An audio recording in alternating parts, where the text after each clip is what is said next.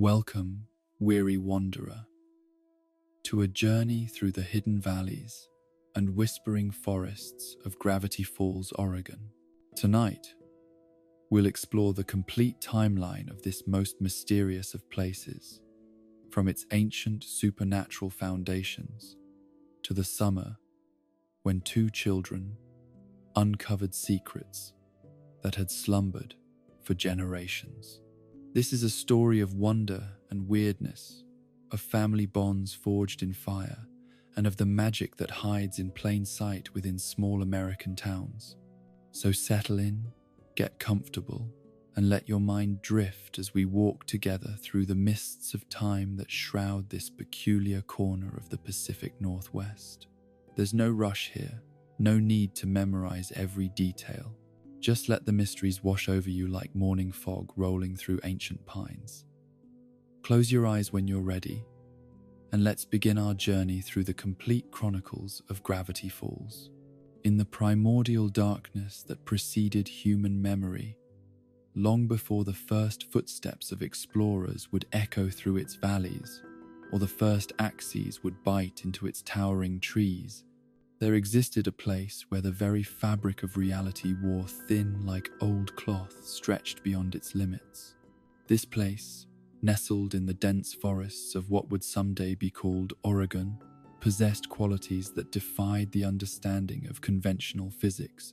and challenged every assumption about how the natural world was supposed to behave. The geological formation of Gravity Falls began millions of years ago, when cosmic forces far beyond earthly comprehension carved unusual patterns into the bedrock itself. Deep beneath the soil and stone, crystalline formations created what could only be described as a natural antenna for otherworldly energies, drawing phenomena from dimensions that existed just beyond the reach of normal human perception. These underground structures, arranged in patterns that seemed almost intentionally designed, created a network of supernatural conductivity that would make the area a magnet for the strange and unexplained for countless generations to come. The very ground seemed to hum with potential energy, though this vibration existed at frequencies too low for human ears to detect consciously. Ancient trees grew in spirals here, their bark twisted into patterns that suggested forces beyond simple phototropism and gravity. Water flowed uphill in certain hidden grottos, while compasses spun wildly when carried through specific clearings, as if the magnetic field itself had been rewoven into configurations that followed rules from some other universe entirely. This natural weirdness did not go unnoticed by the first peoples to inhabit these mysterious valleys. Long before European explorers would stumble upon the region and attempt to impose their own understanding upon its enigmas, Native American tribes had developed sophisticated relationships with the supernatural phenomena that made Gravity Falls unlike anywhere else on Earth. The indigenous peoples who made their homes in and around the valleys understood, with the wisdom that comes from generations of careful observation, that this land operated according to different principles than the world beyond its borders. They developed elaborate oral traditions that served both as historical records and as practical guides for navigating a landscape where the impossible was merely unusual and the supernatural was as natural as sunrise. These early inhabitants spoke in hushed tones around their fires of creatures that walked between worlds, beings that could appear solid as stone one moment and translucent as morning mist the next. They told stories of doorways that opened in the deep forest, portals through which travelers might glimpse other realms entirely, places where the sky burned different colors and the rules that governed existence followed patterns that mortal minds could barely comprehend. The tribal shamans and medicine people developed intricate ceremonies designed to appease the spirits that dwelt in the spaces between realities, rituals that acknowledged the presence of intelligences, vast and alien, yet somehow bound to this specific geographical location. These spiritual leaders understood that the strangeness of their homeland was not something to be conquered or eliminated, but rather something to be respected and carefully managed, like a powerful river that could provide life-giving water or devastating floods depending on how it was approached. Ancient petroglyphs carved into the stone faces of hidden caves depicted beings that bore no resemblance to any creatures known to the natural world. Triangular forms with single eyes gazed out from rock walls, their carved surfaces worn smooth by centuries of weather, yet still radiating an unsettling sense of watchfulness. These images, created by artists whose names had been lost to time, served as both warnings and maps for those who possessed the knowledge to interpret their symbolic meanings. The indigenous peoples developed sophisticated methods for predicting when the supernatural activity in their homeland would intensify. They learned to read the signs written in the behavior of animals, the patterns of cloud formation, and the subtle changes in the quality of light that filtered through the forest canopy. When these signs indicated that the barriers between worlds were growing thin, the tribes would retreat to specially prepared areas where protective rituals could be performed, and their communities shielded from the worst effects of dimensional instability. Certain locations within the valleys were recognized as particularly potent nexuses of otherworldly energy, places where the natural weirdness concentrated itself like water flowing toward a drain. These sites became the focus of elaborate taboos and protective ceremonies, marked with carefully arranged stone circles and wooden totems that served both as warnings to the unwary and as focal points for the spiritual energy needed to maintain the delicate balance between worlds. The tribal oral histories spoke of a great spirit of chaos and deception, a being of terrible power that existed primarily in the spaces between realities but occasionally reached into the physical world to manipulate events and corrupt the natural order. This entity, described in terms that varied from tribe to tribe, but always emphasized its triangular nature and singular vision, was understood to be the source of much of the region's supernatural phenomena, a force of pure malevolence that sought to break down the barriers that kept different dimensions safely separated from one another. Yet the indigenous peoples also told stories of protection and resistance, tales of brave shamans and wise elders who had learned methods for containing and redirecting the chaotic energies that threatened to overwhelm their homeland. These spiritual guardians developed techniques for creating sanctified spaces where the normal rules of reality remained stable, islands of predictability in a sea of supernatural uncertainty. The natural portals that dotted the landscape were perhaps the most dangerous and fascinating aspects of the region's supernatural character. These dimensional weak points appeared as caves that seemed to extend far deeper than their physical dimensions should have allowed. Clearings where the air shimmered with heat haze effects despite cool temperatures, and bodies of water whose depths could not be properly measured because they connected to spaces that existed outside normal geography. The tribal peoples learned to recognize the warning signs that indicated when these portals were becoming active. Subtle changes in atmospheric pressure and electromagnetic activity that preceded the opening of passages to other realms. During these periods of dimensional instability, entire sections of the forest would be declared off-limits, with hunting parties and gathering expeditions carefully routed around areas where reality itself had become unreliable. Some of the portals were understood to be relatively benign, passages to realms that, while alien, posed no immediate threat to the physical world. These dimensional doorways might reveal glimpses of strange but beautiful landscapes, places where the laws of physics operated according to different principles, but where no malevolent intelligence sought to exploit the connection for destructive purposes.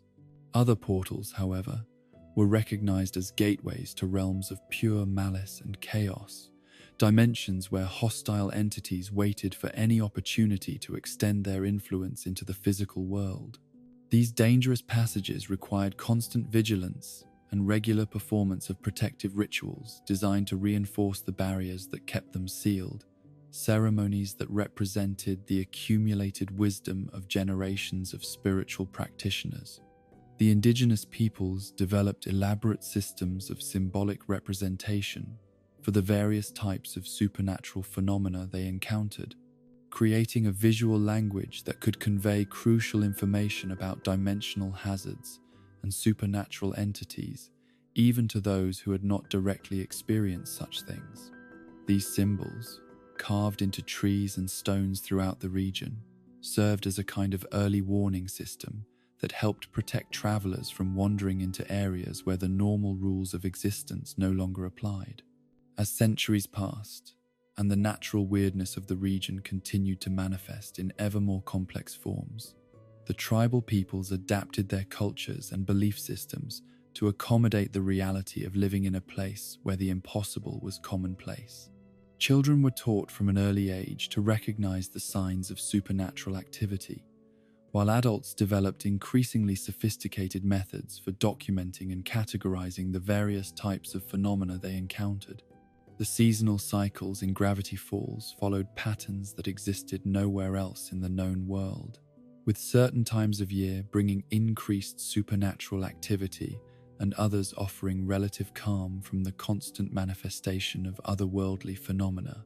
The indigenous peoples learned to structure their agricultural and hunting activities around these supernatural seasons, planning their most important communal activities for periods when dimensional stability made such gatherings relatively safe. During the most intense periods of weirdness, when the barriers between realities grew gossamer thin, and entities from other dimensions became bold enough to manifest in the physical world, the tribal communities would retreat to specially prepared underground shelters where protective ceremonies could be maintained around the clock. These sanctified spaces, carved deep into the earth and reinforced with elaborate spiritual safeguards, represented the culmination of generations of experience in dealing with supernatural threats. The water sources in Gravity Falls behaved according to principles that seemed to mock conventional hydrology, with streams that flowed in impossible directions, and springs that produced liquids bearing only superficial resemblance to normal H2O. The indigenous peoples learned to distinguish between water that was safe for consumption and streams that had been contaminated by supernatural influences, developing elaborate testing procedures that relied on spiritual sensitivity rather than purely physical analysis. Certain plants that grew in the region displayed properties that defied botanical classification, exhibiting behaviors and characteristics that suggested they existed partially in other dimensions. The tribal peoples learnt to cultivate and harvest these supernatural flora for use in protective rituals and healing ceremonies, developing agricultural techniques that took into account the plant's unusual relationship with multidimensional space. The animal life in Gravity Falls included not only conventional species adapted to the Pacific Northwest ecosystem, but also creatures that appeared to exist simultaneously in multiple dimensions, beings whose forms and behaviors changed depending on the observer's level of spiritual sensitivity and the current state of dimensional stability in their immediate vicinity. The indigenous hunters and gatherers learned to distinguish between animals that were merely unusual and those that represented genuine supernatural entities, developing hunting practices that showed proper respect for beings that might possess intelligence and powers far beyond those of ordinary wildlife. As the centuries turned and the wheel of seasons continued its eternal rotation, the indigenous peoples of Gravity Falls maintained their careful balance with the supernatural forces that made their homeland unique among all the places on Earth. Their oral traditions grew richer and more complex, incorporating new experiences and observations into an ever-expanding tapestry of wisdom that helped each generation navigate the challenges of living at the intersection of multiple realities. The arrival of European explorers would eventually disrupt this ancient harmony, bringing with them assumptions about the natural world that left them unprepared for the realities they would encounter in the strange valleys where the impossible had long been merely commonplace. Yet the foundation laid by countless generations of indigenous wisdom would continue to influence the character of Gravity Falls, ensuring that some understanding of its true nature would survive, even as new peoples arrived with their own ideas about how reality was supposed to work. In the deep places of the forest, where the oldest trees stretched their branches towards skies that sometimes showed stars from other dimensions entirely, the ancient mysteries continued their patient wait for those who would come after, carrying forward the endless story of a place where wonder and terror walked hand in hand through shadows that fell according to laws written in languages that predated human speech. The turning of the 19th century brought with it winds of change that would forever alter the pristine wilderness where ancient mysteries had slumbered undisturbed since time immemorial. From the eastern territories of the young American nation came rumors of vast unexplored lands in the Oregon Territory, stories of towering forests and hidden valleys where fortunes might be made by those bold enough to venture into the unknown. Yet of all the explorers and adventurers who would eventually find their way to the region that would become Gravity Falls, none possessed quite the combination of ambition, eccentricity, and sheer stubborn determination as the man who would officially claim the honor of founding the town. Quentin Tremblay was, by any measure of conventional presidential qualification, perhaps the most unlikely individual ever to hold the highest office in the American government. His presidency, brief though it was, became the stuff of legend not for any great legislative achievements or military victories, but rather for the sheer audacious impossibility of everything he attempted to accomplish during his time in office. History books would struggle for generations to adequately categorize a leader who declared war on pancakes, appointed babies to the Supreme Court, and somehow managed to get himself officially erased from most government records, despite having indisputably occupied the Oval Office. The circumstances that led Tremblay to the remote forests of Oregon were as convoluted and improbable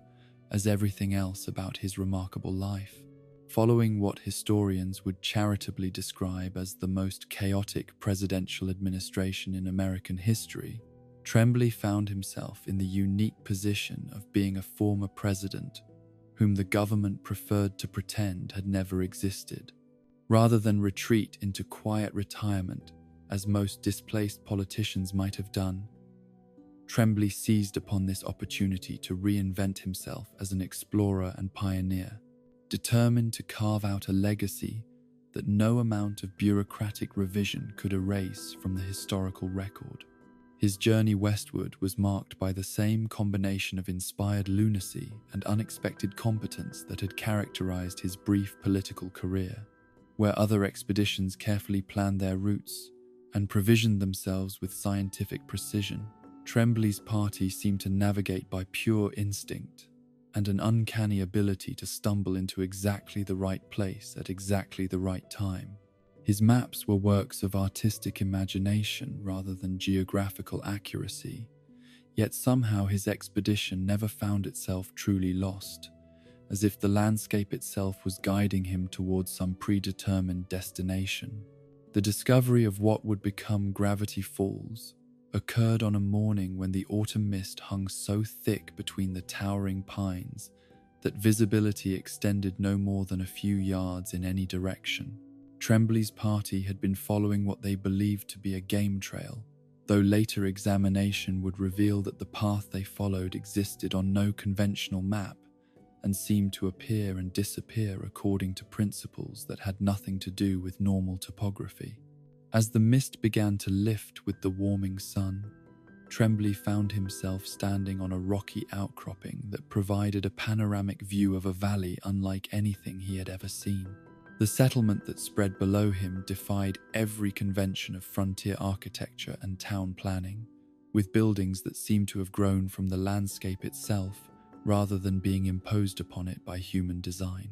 Structures of wood and stone followed the natural contours of the terrain in ways that created harmony between civilization and wilderness, while carefully tended gardens integrated native plants with cultivated crops in patterns that spoke of generations of careful experimentation and adaptation.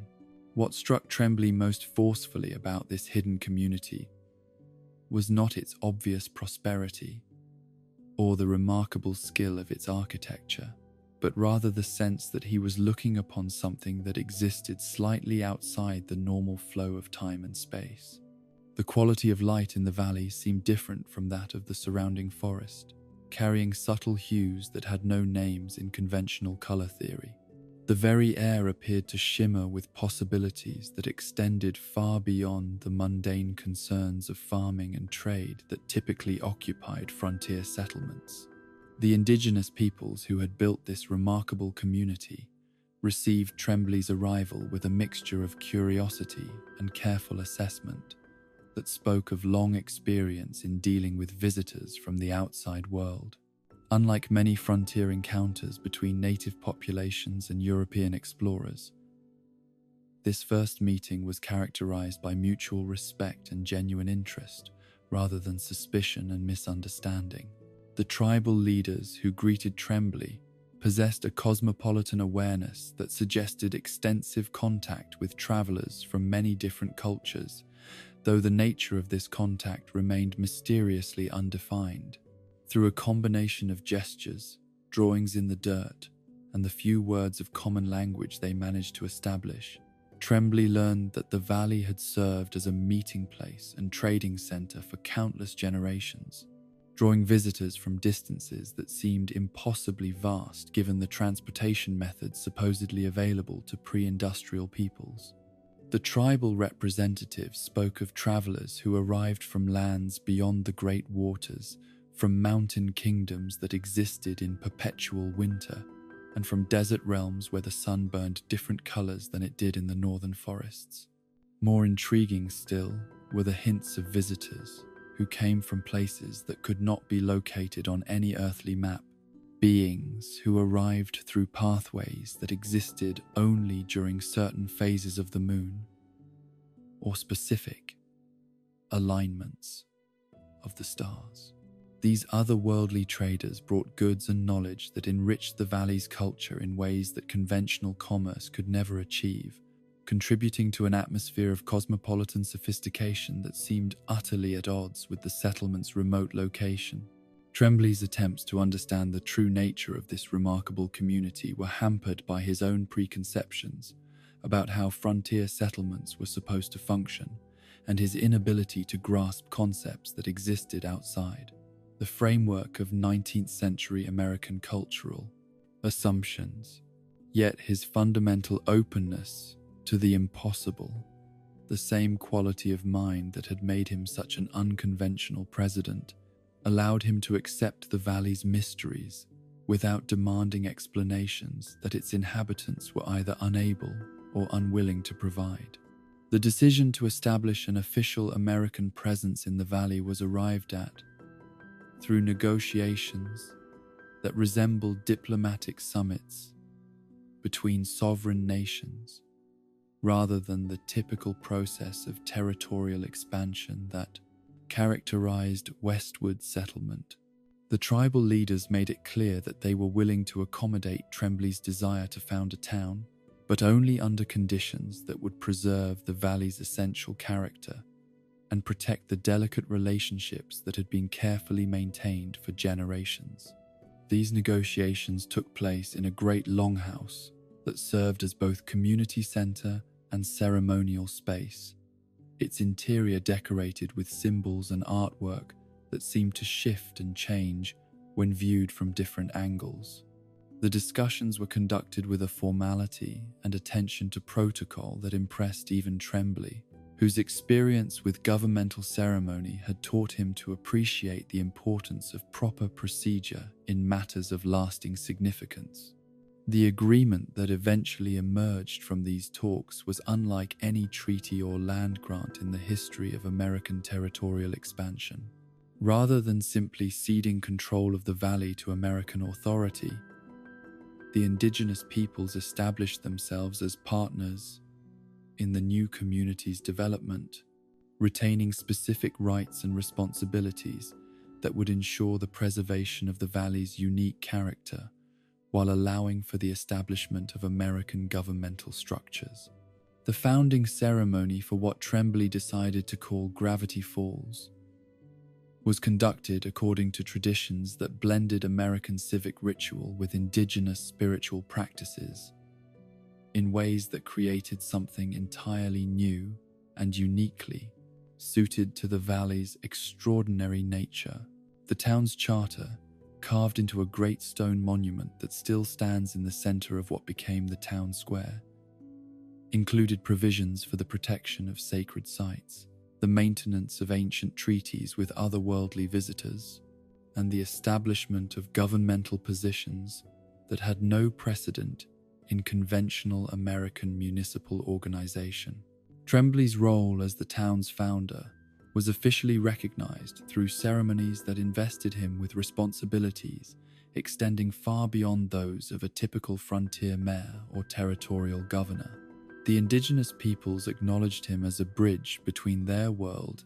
and the expanding American nation, while simultaneously making it clear that his authority was contingent upon his willingness to respect and protect the ancient agreements that governed life in the valley. The early years of Gravity Falls as an officially American community were marked by challenges that tested every assumption about frontier life and territorial development.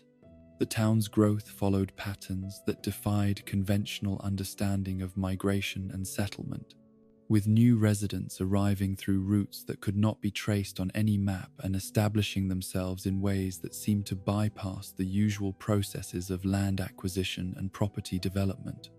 Some of the earliest American settlers appeared to have been drawn to the valley by dreams and visions that provided detailed information about the community's location and character,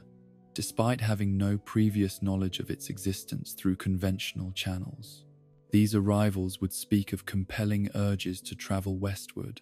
of maps that appeared in their sleep,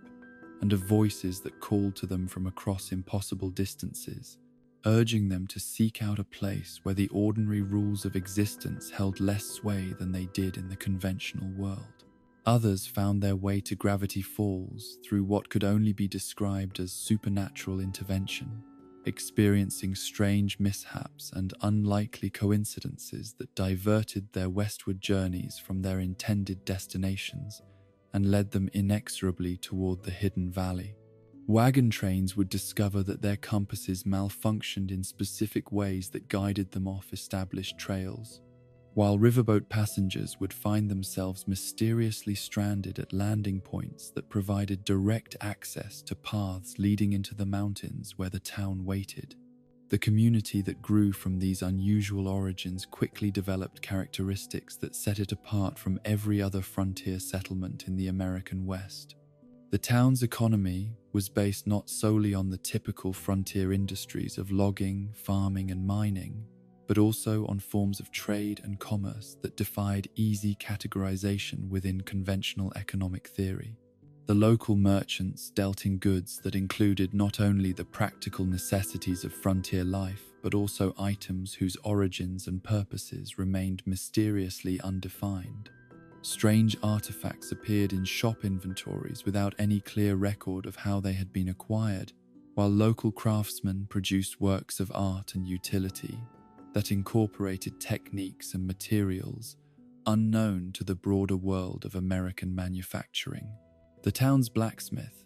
a man whose skills appeared to have been learned through methods that extended far beyond conventional apprenticeship, created tools and implements that functioned according to principles that seemed to bend the usual rules of metallurgy and engineering. His workshop became a gathering place for visitors who came seeking solutions to problems that conventional technology could not address.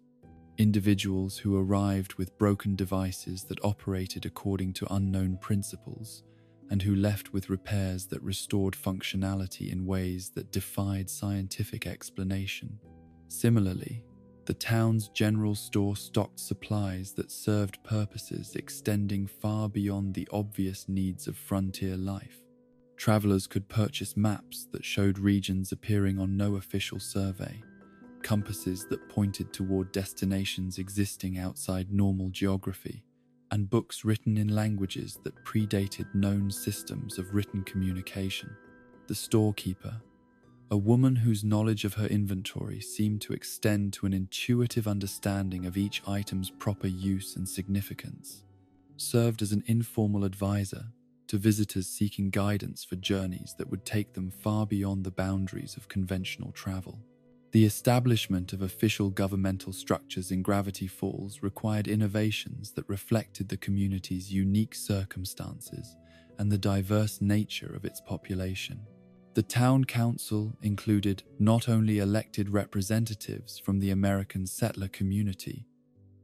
but also traditional leaders from the indigenous peoples and individuals whose qualifications for civic participation stemmed from their relationships with the valley's more mysterious inhabitants. Municipal laws and regulations were crafted to address situations that arose nowhere else in American territorial development, creating legal frameworks for dealing with property disputes that involved land existing in multiple dimensions simultaneously, commercial transactions conducted with entities whose legal status under American law remained undefined, and civil disturbances caused by the intersection of multiple realities within the town's boundaries. The town's first courthouse was built according to architectural principles that accommodated the need for proceedings that might involve participants and evidence existing partially in other dimensions. The building's design incorporated features that allowed for the proper documentation of testimony from witnesses whose physical forms might be variable, the secure storage of evidence that exhibited supernatural properties, and the conduct of trials where conventional rules of jurisprudence required modification to address circumstances that existed nowhere else in the American legal system. The establishment of religious institutions in Gravity Falls presented challenges that tested the theological flexibility of every major Christian denomination represented among the American settlers. The valley's long history of spiritual practices that acknowledged the existence of multiple realities and otherworldly entities created an environment where conventional religious doctrine required careful adaptation to local circumstances. The town's first church was built through a collaborative effort that brought together American Protestant traditions, indigenous spiritual practices, and architectural innovations designed to accommodate forms of worship that extended beyond conventional religious expression. The resulting structure served as both a house of Christian worship and a ceremonial space for community gatherings that honored the valley's ancient spiritual heritage,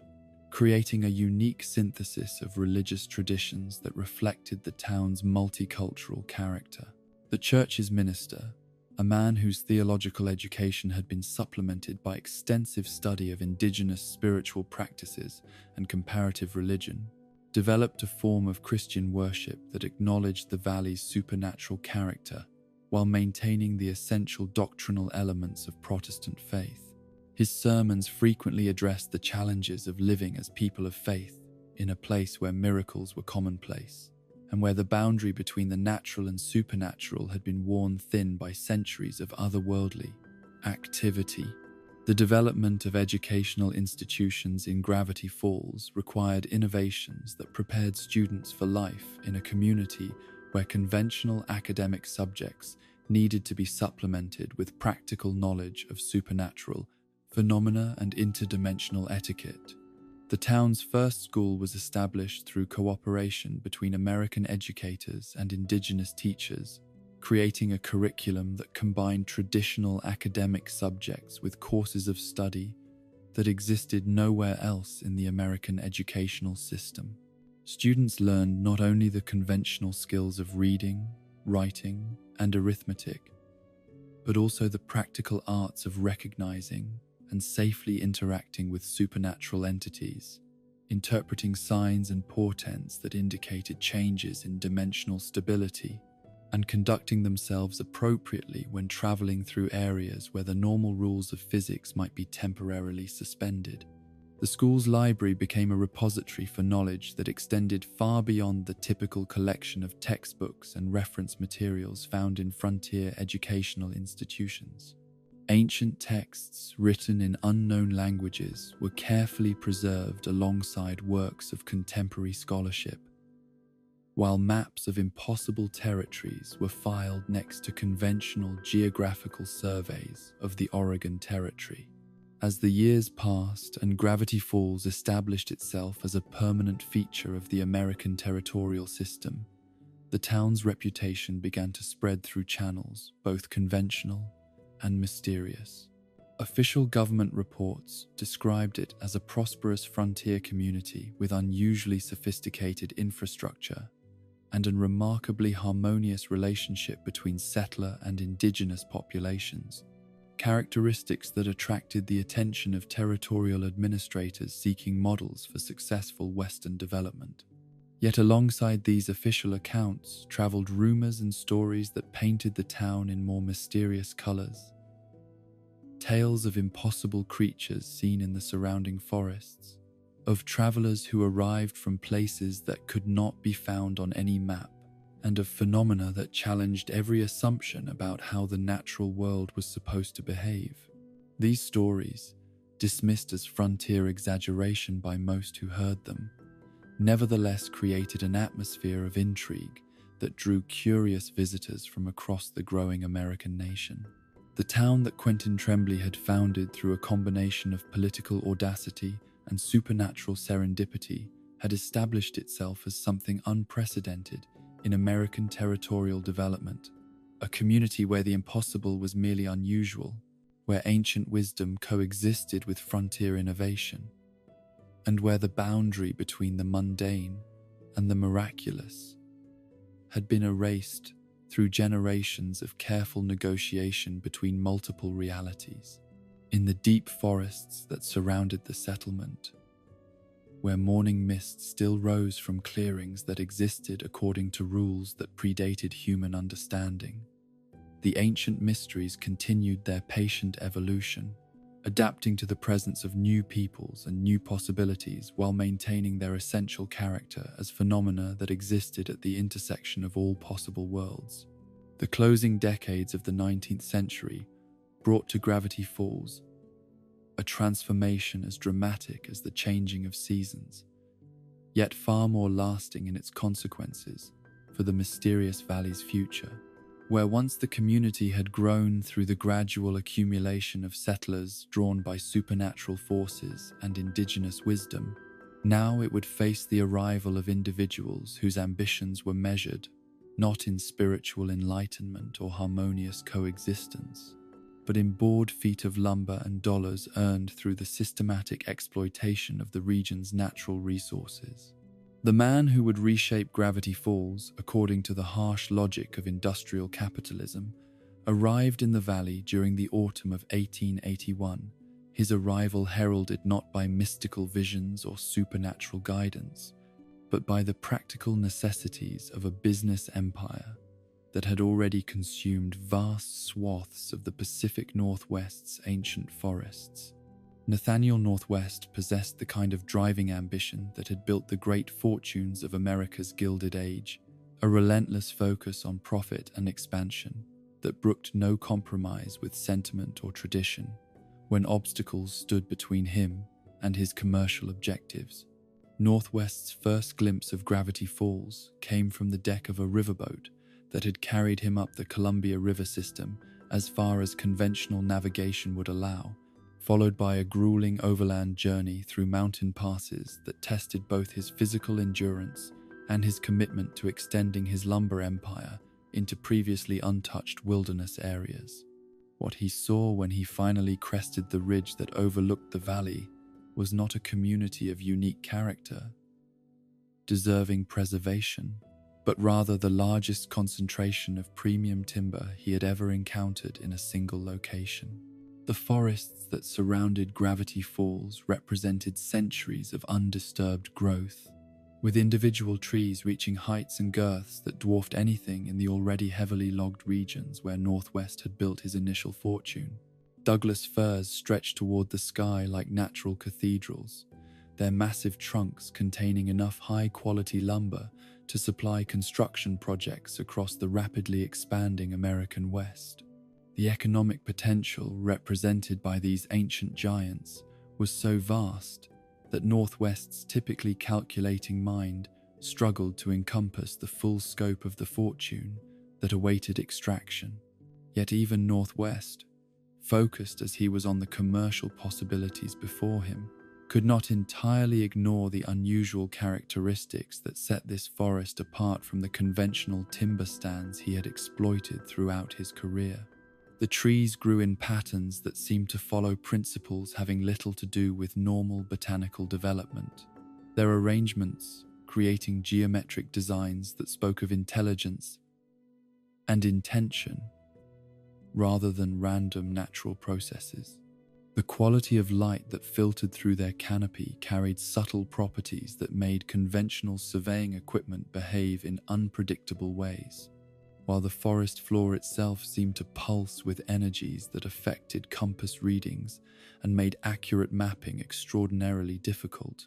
The existing community of Gravity Falls presented Northwest with challenges that his previous business ventures had never required him to address. Unlike the scattered homesteads and rough logging camps he typically encountered in frontier regions, this settlement possessed a sophisticated social structure and established economic relationships that could not simply be swept aside through the application of superior capital and political influence. The indigenous peoples who remained integral to the community's character held legal rights that were protected by treaties and agreements whose complexity defied easy circumvention, while the American settlers had developed forms of local governance that operated according to principles extending far beyond conventional municipal organization. Northwest's initial attempts to establish a conventional logging operation in the valley met with resistance that took forms he had never previously encountered in his business dealings.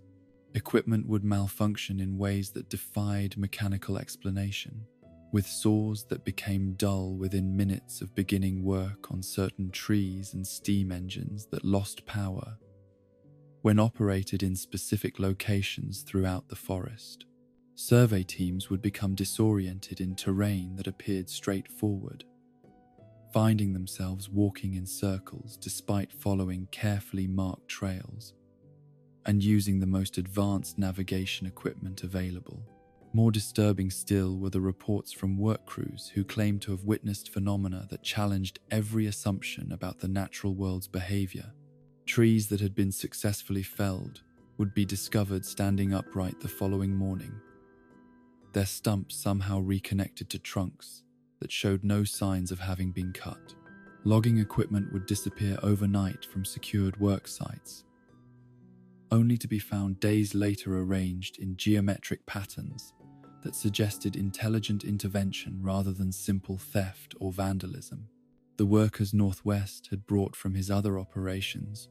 began to display signs of psychological strain that went far beyond the normal stresses of frontier logging work. Men who had spent their entire careers in dangerous occupations reported experiences that left them questioning their own sanity,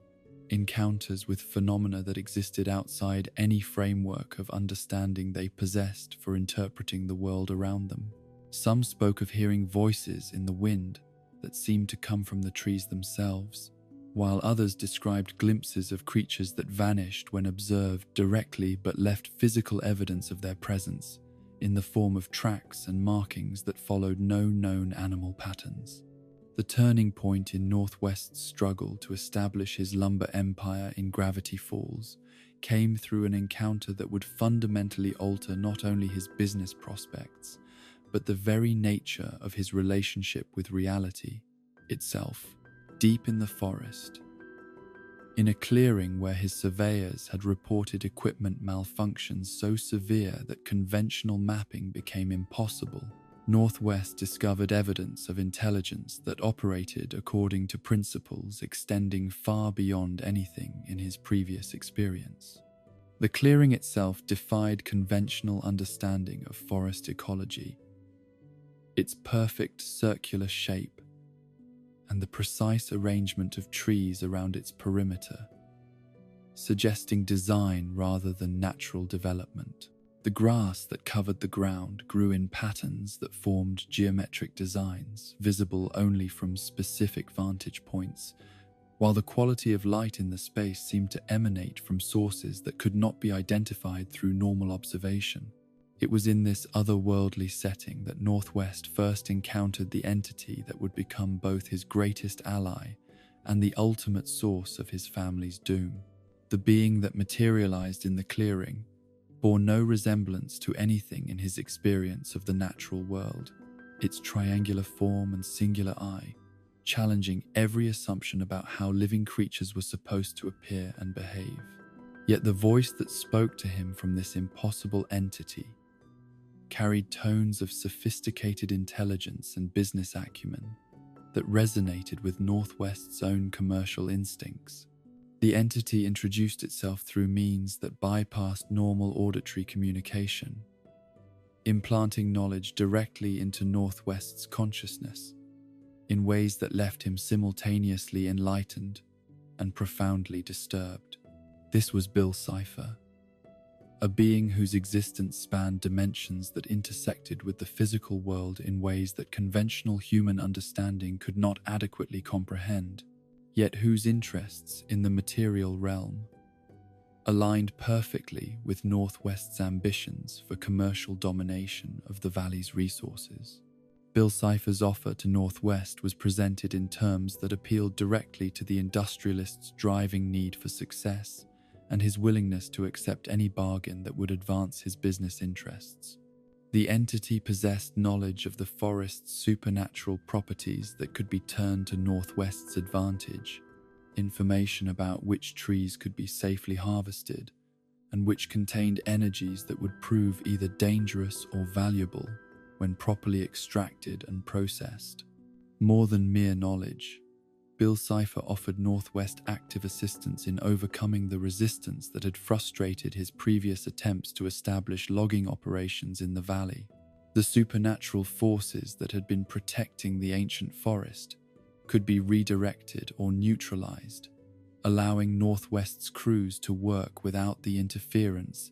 that had made conventional logging impossible. The indigenous peoples and their American allies who had been obstructing his plans could be influenced through subtle manipulations that would eliminate their opposition without creating the kind of obvious coercion that might attract unwanted attention from territorial authorities. The price Bill Cipher demanded for this assistance was presented in terms that seemed almost trivial compared to the vast wealth that successful logging operations would generate. Northwest would be required to perform certain ceremonies at specific times, to construct his future mansion according to architectural specifications that incorporated elements serving Bill Cipher's interdimensional purposes, and to ensure that his family line would continue to honor the agreements between them across future generations.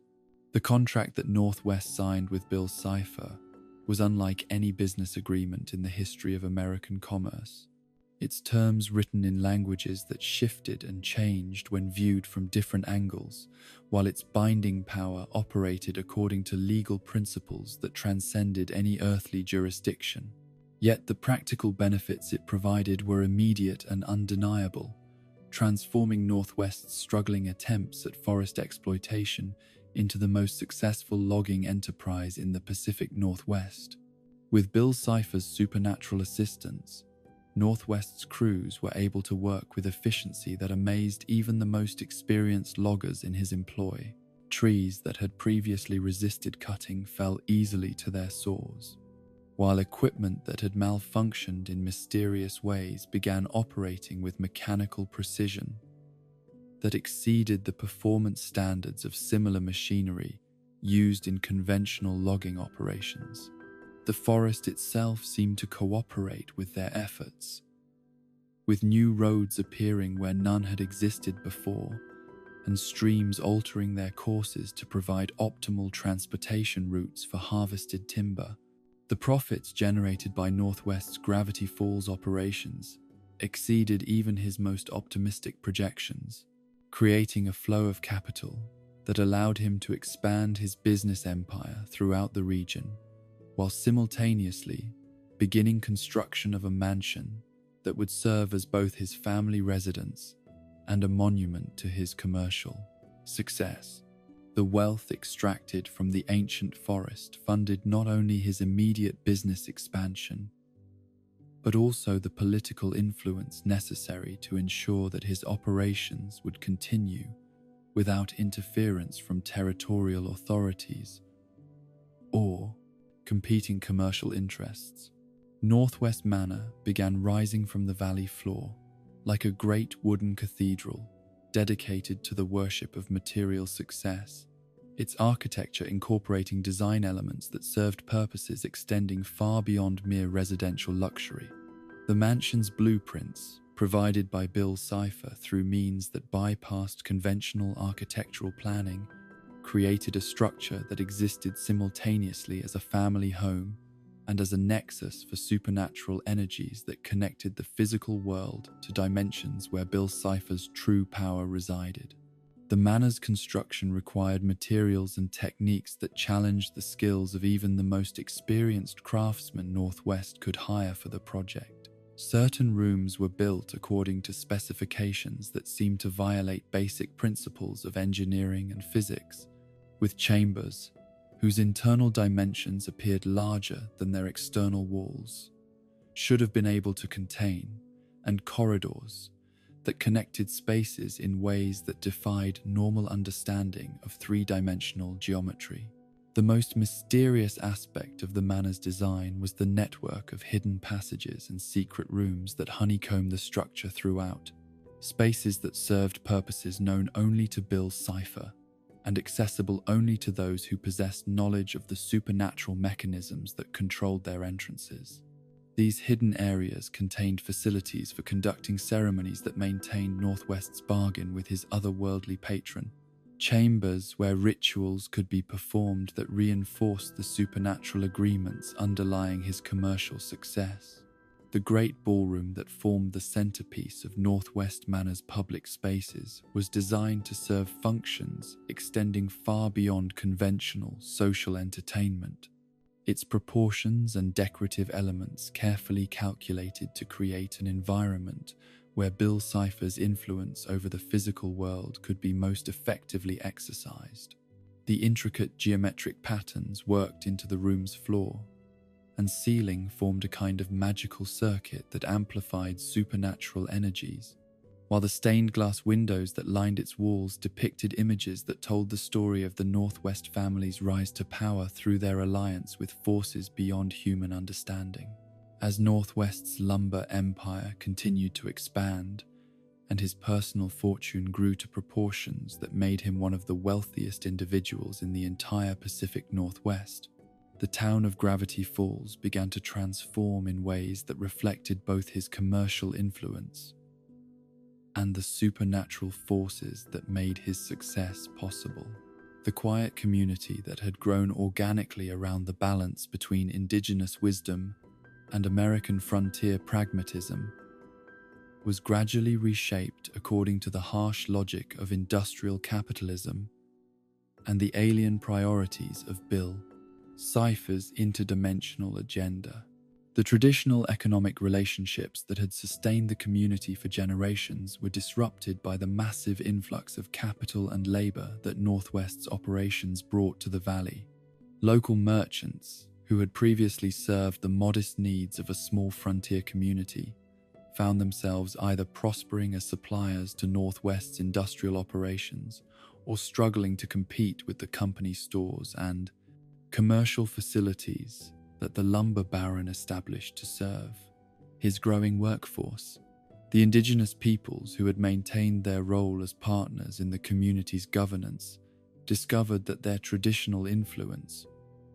was being systematically undermined by the political and economic power that Northwest's wealth could purchase. Treaties and agreements that had protected sacred sites and maintained the valley's ecological balance were challenged through legal maneuvers that exploited technicalities in territorial law, while the spiritual practices that had preserved the community's relationship with its supernatural environment were disrupted by the constant noise and activity of industrial logging operations. Yet even as Northwest's influence grew and his lumber empire consumed ever larger portions of the ancient forest, the fundamental character of Gravity Falls as a nexus for supernatural phenomena remained unchanged. The same energies that had drawn mysterious travelers and otherworldly visitors to the valley for countless generations continued to operate, though they now had to contend with the disruptive effects of industrial activity and the alien presence that Bill Cipher had introduced into the local supernatural ecosystem. The logging camps that Northwest established throughout the forest became centers of strange phenomena that tested the psychological resilience of even his most experienced workers. Men who had spent their careers in the dangerous and unpredictable environment of frontier logging reported encounters with entities and experiences that defied explanation within any framework of understanding they possessed. Some spoke of glimpsing impossible creatures in the depths of the forest, beings that seemed to watch their activities with intelligence that was clearly not animal in nature. Others described experiences that suggested the forest itself was aware of their presence and actively responding to their activities in ways that went far beyond normal ecological processes. Trees would fall in patterns that seemed to communicate messages, while the sounds of their work would be answered by calls and responses from deep in the woods that followed no recognizable pattern of animal communication. The town of Gravity Falls, swollen by the influx of workers and their families who came to serve Northwest's industrial operations, began to take on characteristics that reflected the tension between its mystical heritage and its new identity as a company town dominated by commercial interests.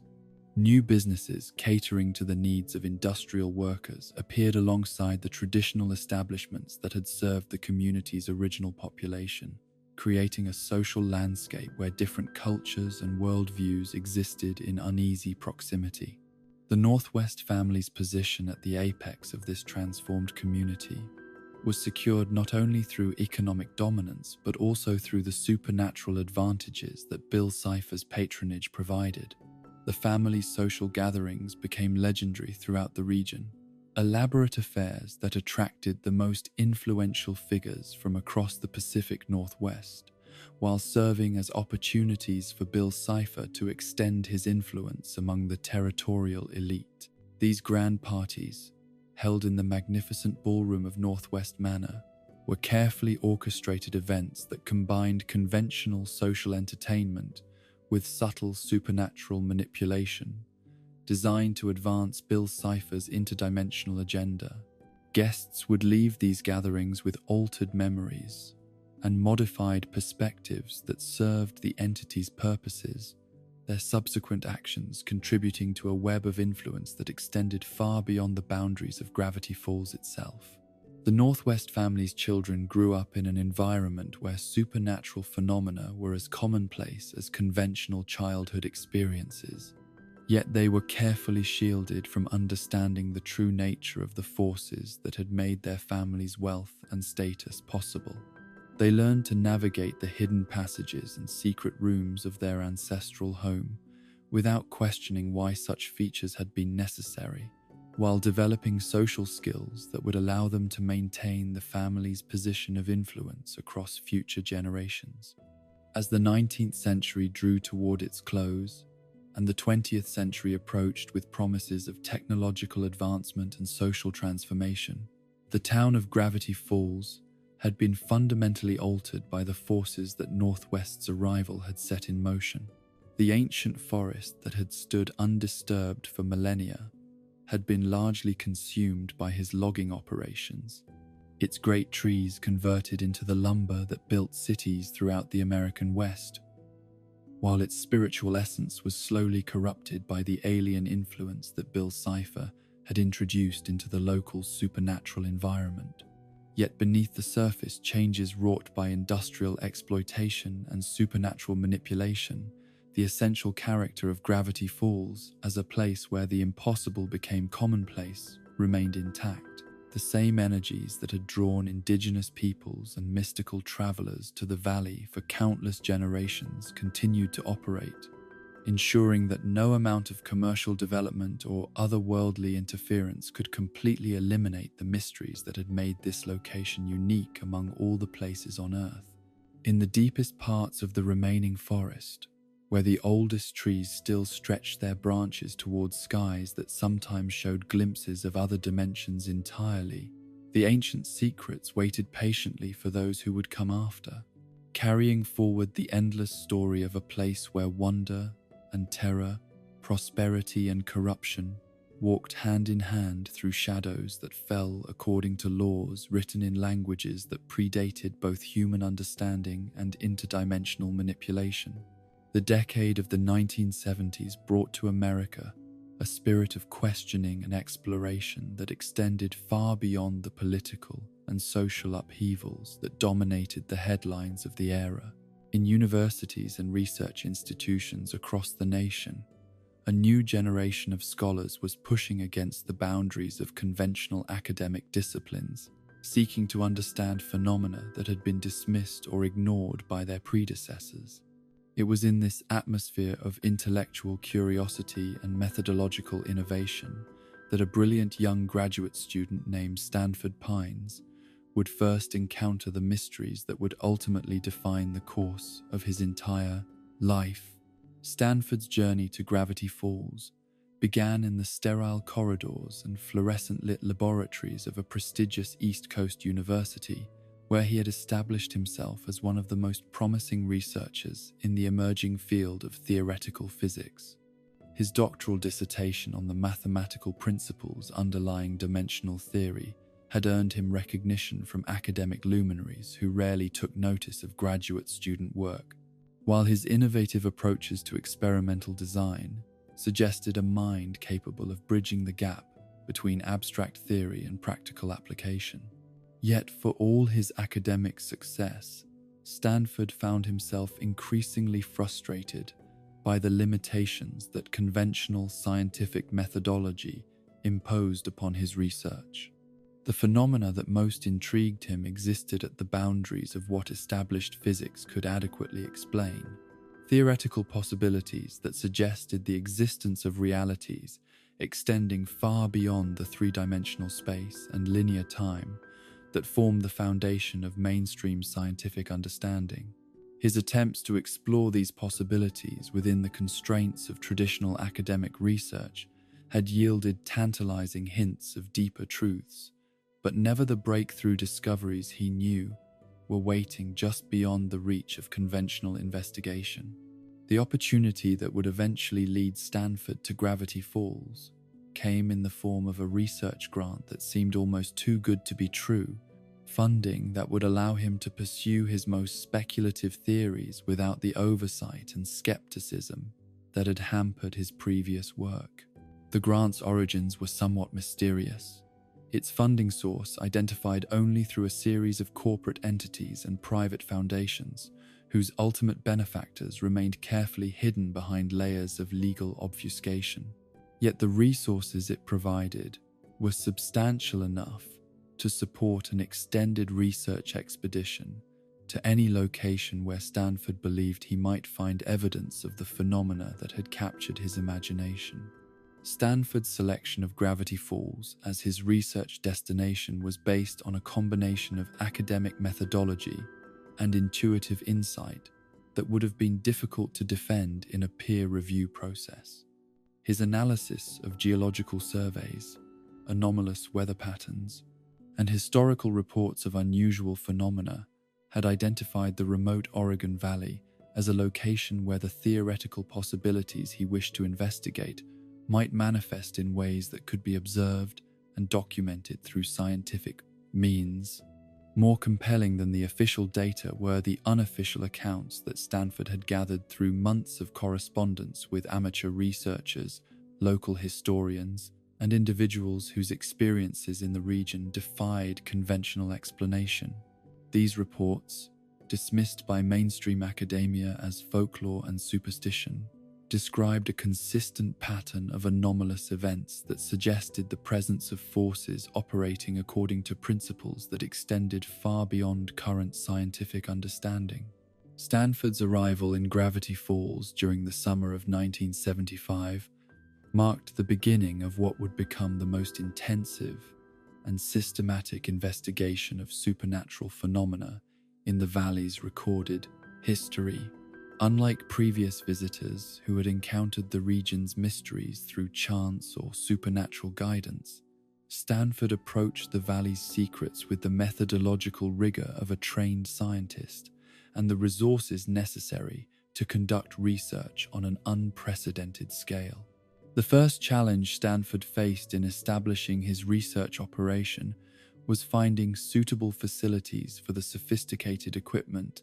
and extensive documentation systems that his investigation would require. The existing structures in Gravity Falls, while charming and historically significant, had been built according to 19th century standards that made them unsuitable for housing the sensitive instruments and climate-controlled storage systems that modern scientific research demanded. Stanford's solution to this problem would prove to be one of the most fateful decisions of his entire career. Rather than attempting to adapt existing buildings to his needs, he chose to construct an entirely new research facility on a plot of land that his geological surveys had identified as being particularly rich in the anomalous energy readings that characterized the valley's supernatural activity. The site he selected,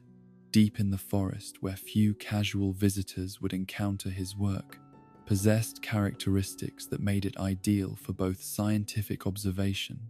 and the kind of privacy that his unconventional research methods would require.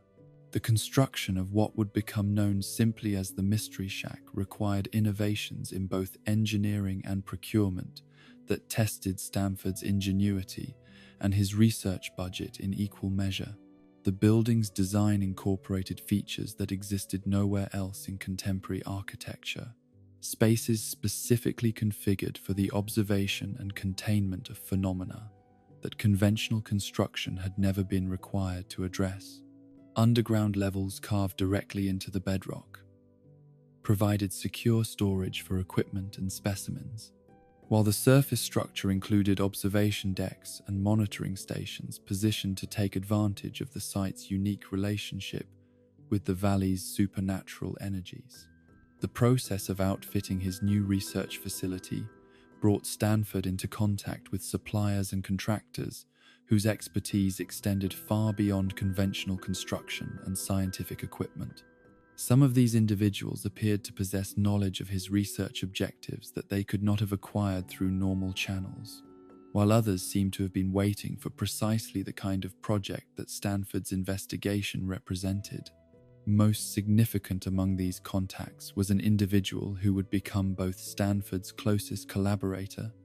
and ultimately his greatest source of personal anguish. Fiddleford Hadron McGucket possessed the kind of brilliance that appeared perhaps once in a generation, a combination of theoretical knowledge and practical engineering skill that made him the perfect partner for research that required both innovative thinking and hands-on technical expertise. McGucket's background included advanced degrees from institutions that rivaled Stanford's own alma mater, along with practical experience in industries where his unconventional approaches to problem-solving had earned him both recognition and a reputation for eccentricity that made collaboration with more traditional researchers difficult. His willingness to relocate to the remote Oregon Valley and dedicate himself completely to Stanford's research project suggested either profound scientific curiosity or the kind of personal loyalty that transcended merely professional considerations. The partnership that developed between Stanford and McGuckett during their first months of collaboration represented the kind of intellectual synergy that researchers dream of but rarely achieve. Stanford's theoretical framework provided the conceptual foundation for their investigations, while McGuckett's engineering genius created the tools and techniques necessary to transform abstract possibilities into observable phenomena. Together, they began to penetrate mysteries that had remained hidden from scientific investigation for countless generations. Their early experiments focused on documenting and categorizing the various types of anomalous phenomena that occurred within the valley's boundaries, creating the first systematic catalogue of supernatural events that had ever been attempted in the region. Using instruments of McGuckett's design and methodology developed through Stanford's theoretical work, they were able to measure and record phenomena that previous investigators had been able to observe only subjectively. The data they collected during these initial investigations revealed patterns of supernatural activity that were far more complex and organized than either researcher had anticipated. Rather than random occurrences of unexplained phenomena, they discovered evidence of systematic processes that operated according to principles which, while unfamiliar, displayed the kind of consistency that suggested underlying natural laws waiting to be understood. More intriguing still were the indications that the valley's supernatural activity was not merely passive phenomena waiting to be observed, but rather evidence of intelligence and intention operating through means that extended far beyond conventional understanding. The patterns they detected suggested the presence of entities whose awareness and capabilities far exceeded anything in their previous experience, beings whose relationship with the physical world followed rules that challenged every assumption about the nature of reality itself. Stanford's documentation of these discoveries took the form of detailed journals that would eventually become legendary among those who shared his interest in the supernatural. These notebooks, bound in leather covers and filled with handwritten observations, diagrams, and theoretical speculations, represented the most comprehensive record of paranormal investigation that had ever been compiled. The precision of Stanford's scientific training, combined with his willingness to accept possibilities that conventional academia would have rejected, created a unique form of documentation that bridged the gap between rigorous research, methodology, and open-minded exploration of the unknown. The creatures and phenomena that Stanford encountered during his systematic exploration of the valley's mysteries defied every category that zoology and physics had established for understanding the natural world. He documented beings whose forms shifted according to the observer's expectations, entities whose existence seemed to span multiple dimensions simultaneously, and phenomena that appeared to operate by manipulating the fundamental constants that governed physical reality. Each discovery raised new questions that demanded increasingly sophisticated experimental approaches and theoretical frameworks. Stanford found himself developing entirely new mathematical models to describe phenomena that existing scientific language could not adequately address, while McGuckett created instruments that could measure and analyze forces that conventional physics insisted could not exist. The process of categorizing and understanding these mysteries led Stanford to develop a classification system that would eventually influence every subsequent investigation of supernatural phenomena in the region. His approach combined the rigorous methodology of academic taxonomy with the flexibility necessary to accommodate discoveries that challenged basic assumptions about how reality was supposed to function. As Stanford's research progressed from initial documentation to deeper investigation of the principles underlying the valley's supernatural activity, he began to detect evidence of a unifying intelligence that seemed to coordinate and direct much of the anomalous phenomena he was observing. This intelligence appeared to operate through methods that transcended conventional understanding of consciousness and communication. its presence detectable only through subtle patterns in the data that emerged from months of careful observation and analysis. The realization that he was not merely studying passive phenomena, but was actually in contact with a form of consciousness that far exceeded human capabilities filled Stanford with both excitement and apprehension. The scientific opportunity represented by this discovery was beyond anything he had imagined when he first arrived in Gravity Falls, yet the implications of contact with such an entity extended far beyond the boundaries of academic research into territories that challenged his understanding of humanity's place in the universe. The entity that Stanford gradually became aware of through his research possessed knowledge that could advance human understanding of reality by centuries, information about the fundamental nature of existence that could revolutionize every field of scientific inquiry. Yet this same knowledge came with dangers that Stanford was only beginning to comprehend,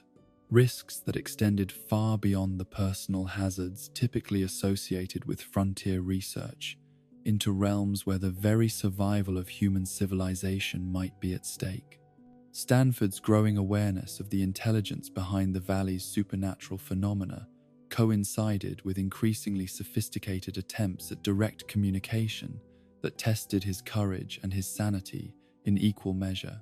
The methods through which this entity reached out to him operated through channels that bypassed normal sensory perception, implanting information directly into his consciousness, through processes that left him simultaneously enlightened and profoundly disturbed. The knowledge that flowed to Stanford through these otherworldly communications included mathematical principles that could unlock secrets of dimensional travel, engineering specifications for technologies that could harness energies existing outside normal space-time, and theoretical frameworks that explained phenomena which conventional science had dismissed as impossible. Yet each revelation came with the unsettling awareness that he was receiving information from a source whose ultimate intentions and capabilities remained mysterious and potentially threatening. As Stanford's research progressed from passive observation to active experimentation with the principles revealed through his contact with the otherworldly intelligence, he found himself drawn into projects that pushed far beyond the boundaries of conventional scientific investigation. The technologies he and McGucket began developing based on the knowledge Stanford was receiving represented advances that could transform human civilization, yet they also carried risks that neither researcher fully understood. The most ambitious of these projects would ultimately consume Stanford's research efforts and determine the fate of everyone who became involved in his work. The construction of an interdimensional portal, a device capable of creating stable passages between different realities, represented the culmination of everything Stanford had learned during his years of investigation in Gravity Falls. Yet it also represented a fundamental transformation in the nature of his research, changing him from an observer of supernatural phenomena into an active participant in forces that operated according to rules he had barely begun to comprehend. The Portal project required resources and expertise that tested even McGucket's remarkable engineering abilities, demanding innovations in materials science,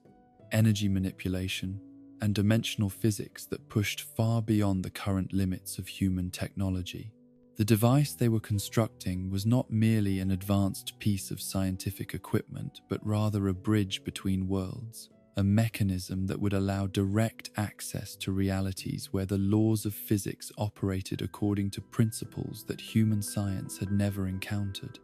As the portal neared completion, and Stanford prepared for the first test of a technology that could revolutionize human understanding of reality itself, the isolation that had initially seemed so conducive to his research began to take on more ominous characteristics. The constant exposure to supernatural phenomena and otherworldly communications was affecting both researchers in ways that extended far beyond mere intellectual stimulation, altering their perceptions and relationships with the normal world. in ways that would have profound consequences for everything that followed. In the deep forest around Stanford's research facility, where ancient trees bore silent witness to investigations that probed the very foundations of existence itself, the mysteries of Gravity Falls prepared to reveal secrets that would change not only the lives of the researchers who sought to understand them, but ultimately the fate of the entire valley and everyone who called it home. The years that followed the establishment of Stanford's research facility in the depths of the Gravity Falls forest marked the beginning of what would prove to be the most productive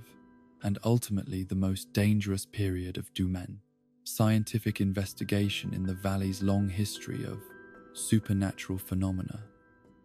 The partnership between Stanford and McGucket had evolved from mere collaboration into something approaching perfect intellectual symbiosis. Their complementary skills and shared obsession with understanding the impossible, creating a research dynamic that pushed both men far beyond anything either could have accomplished alone. The underground laboratory they had carved from the living rock beneath Stanford's surface facility became a cathedral of scientific inquiry, dedicated to mysteries that conventional academia had never dared to investigate. The chambers they excavated and equipped with instruments of McGucket's increasingly sophisticated design were filled with the constant hum of machinery that monitored dimensional fluctuations, electromagnetic anomalies, and energy patterns that existed nowhere else in the known universe. Banks of recording equipment documented phenomena that challenged the fundamental assumptions underlying every established scientific discipline, while carefully controlled experimental apparatus allowed them to manipulate forces that most researchers would have dismissed as theoretical impossibilities. Yet, for all the technological sophistication of their research methods, Stanford found himself increasingly drawn to forms of investigation that operated through channels extending far beyond conventional scientific methodology. The entity that had first made contact with him through subtle patterns in his observational data had grown bolder in its communications, reaching out to him through means that bypassed normal sensory perception and implanted knowledge directly into his consciousness through processes that left him both exhilarated and profoundly unsettled. The being that called itself Bill Cipher possessed characteristics that defied every category that human psychology and philosophy had developed for understanding consciousness and intelligence. Its awareness seemed to exist simultaneously across multiple dimensions, allowing it to perceive aspects of reality that were completely invisible to human observation while manipulating physical phenomena through methods that operated according to principles extending far beyond conventional physics. More disturbing still was its apparent knowledge of Stanford's personal history, research objectives, and deepest motivations, information that it could not have acquired through any normal means of observation or communication. Bill Cipher's initial approaches to Stanford were conducted with a subtlety and patience that spoke of vast experience in manipulating human consciousness and motivation. Rather than overwhelming the researcher with revelations that would have challenged his sanity, the entity gradually introduced concepts and possibilities that expanded Stanford's understanding of reality in carefully measured increments. Each communication built upon previous revelations, creating a progression of knowledge that drew Stanford deeper into a relationship with forces that operated according to rules he had barely begun to comprehend. The information that Bill Cipher shared with Stanford during these early contacts included mathematical principles that could revolutionize human understanding of dimensional theory, engineering specifications for technologies that could harness energies existing outside normal space-time, and theoretical frameworks that explained phenomena which conventional science had dismissed as impossible. Yet the entity's generosity in sharing this knowledge came with subtle indications that it expected something in return. Hints of obligation and reciprocity that suggested the relationship Stanford was entering into would ultimately demand far more than mere academic collaboration. As Stanford's communications with Bill Cipher grew more frequent and more substantial, the nature of his research began to shift from passive observation of supernatural phenomena to active experimentation with principles and technologies that the entity revealed to him. The projects he and McGucket undertook based on this otherworldly guidance pushed far beyond the boundaries of conventional scientific investigation, creating devices and conducting experiments that manipulated forces capable of altering the fundamental structure of reality itself. The most significant of these projects emerged from Bill Cipher's revelation that the dimensional barriers separating different realities were not absolute boundaries, but rather permeable membranes that could be breached using technologies based on principles that human science had never discovered. The construction of an interdimensional portal, a device capable of creating stable passages between parallel universes, represented the ultimate application of everything Stanford had learned during his years of investigation in Gravity Falls. The Portal Project consumed Stanford and McGucket's research efforts with an intensity that reflected both the enormous technical challenges involved and the revolutionary implications of success. The device they were designing would not merely advance human understanding of physics and dimensional theory, but would actually provide direct access to realities where different versions of natural laws governed the behavior of matter and energy. The potential for scientific discovery represented by such a breakthrough was so vast that it seemed to justify any risk and any sacrifice necessary to achieve it. Yet even as Stanford threw himself into the Portal Project with the passionate dedication that had always characterized his approach to research, subtle changes in his behavior and personality began to suggest that the constant exposure to otherworldly influences was affecting him in ways that extended far beyond mere intellectual stimulation. His sleeping patterns became increasingly erratic as he spent long hours in communication with Bill Cipher, receiving information through channels that operated independently of normal circadian rhythms and left him simultaneously energized and exhausted. More concerning to those who knew him well were the changes in Stanford's social interactions and emotional responses that suggested his prolonged contact with an entity operating according to non-human principles was gradually altering his own psychological makeup.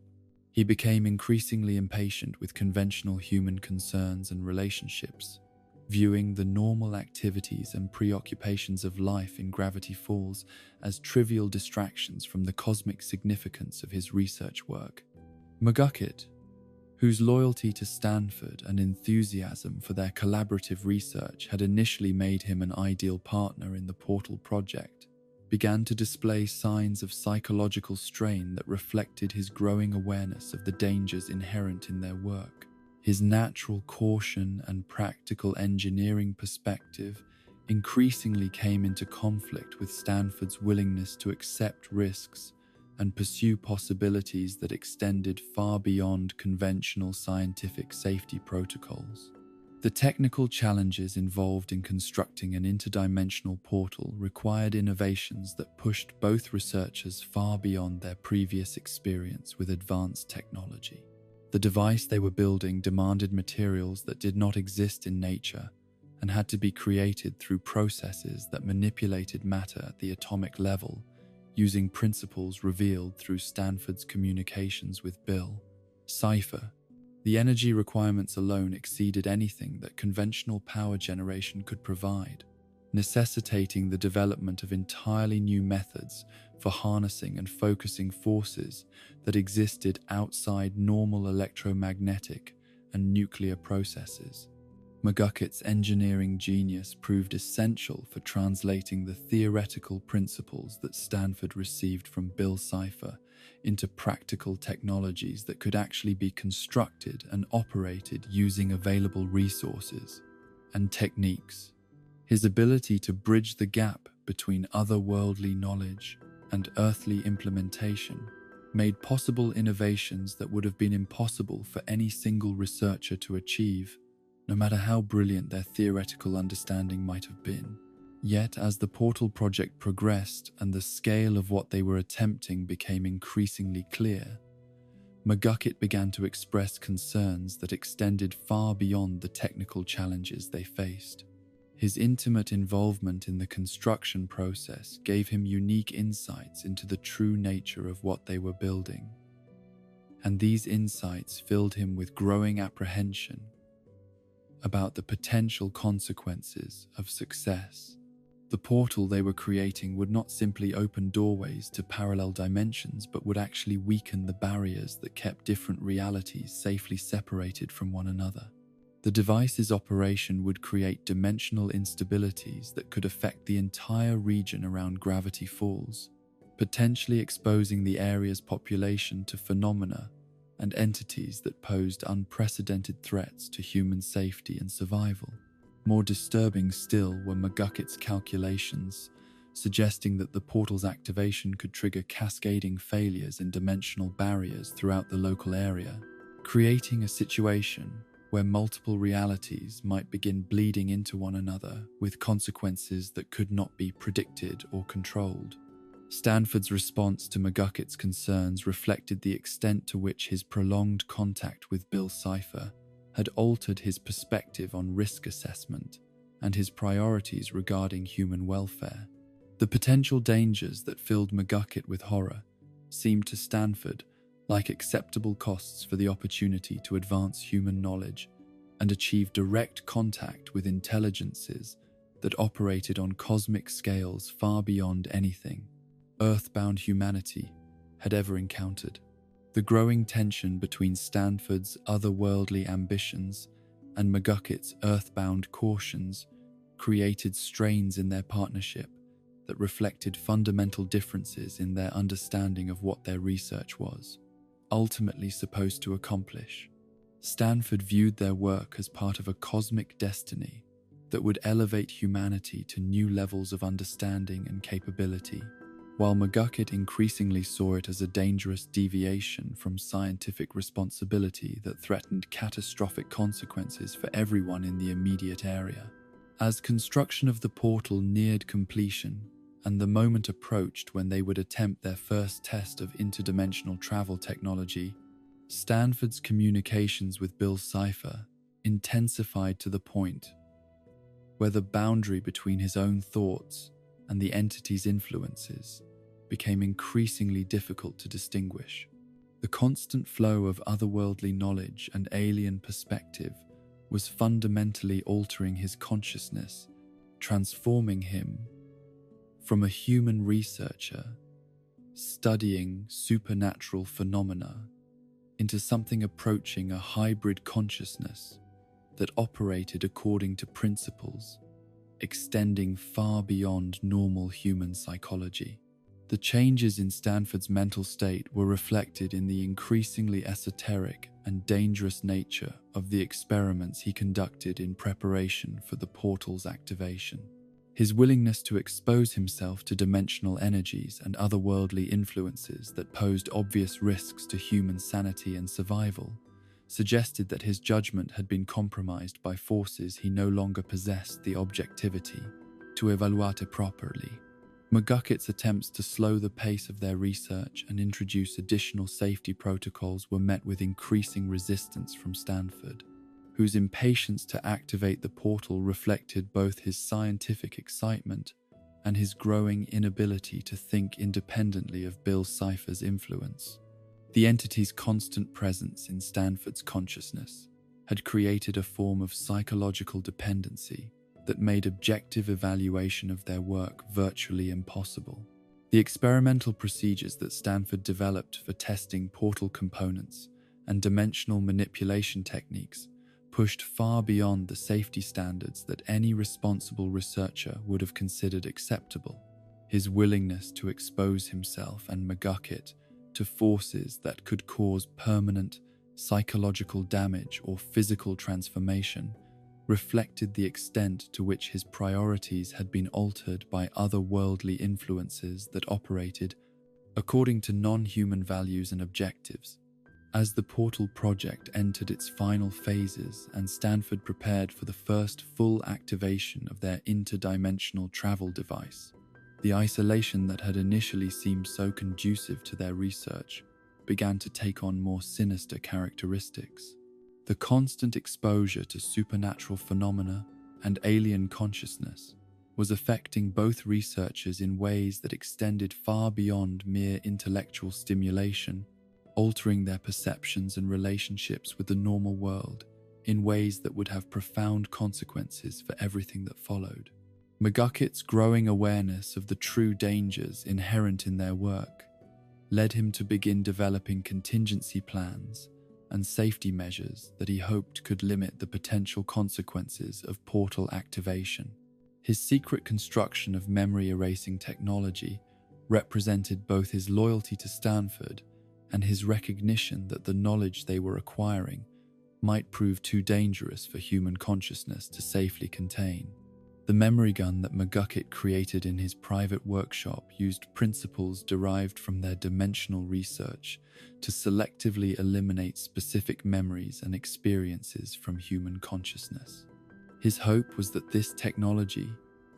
could provide a means of protecting both themselves and others from the psychological damage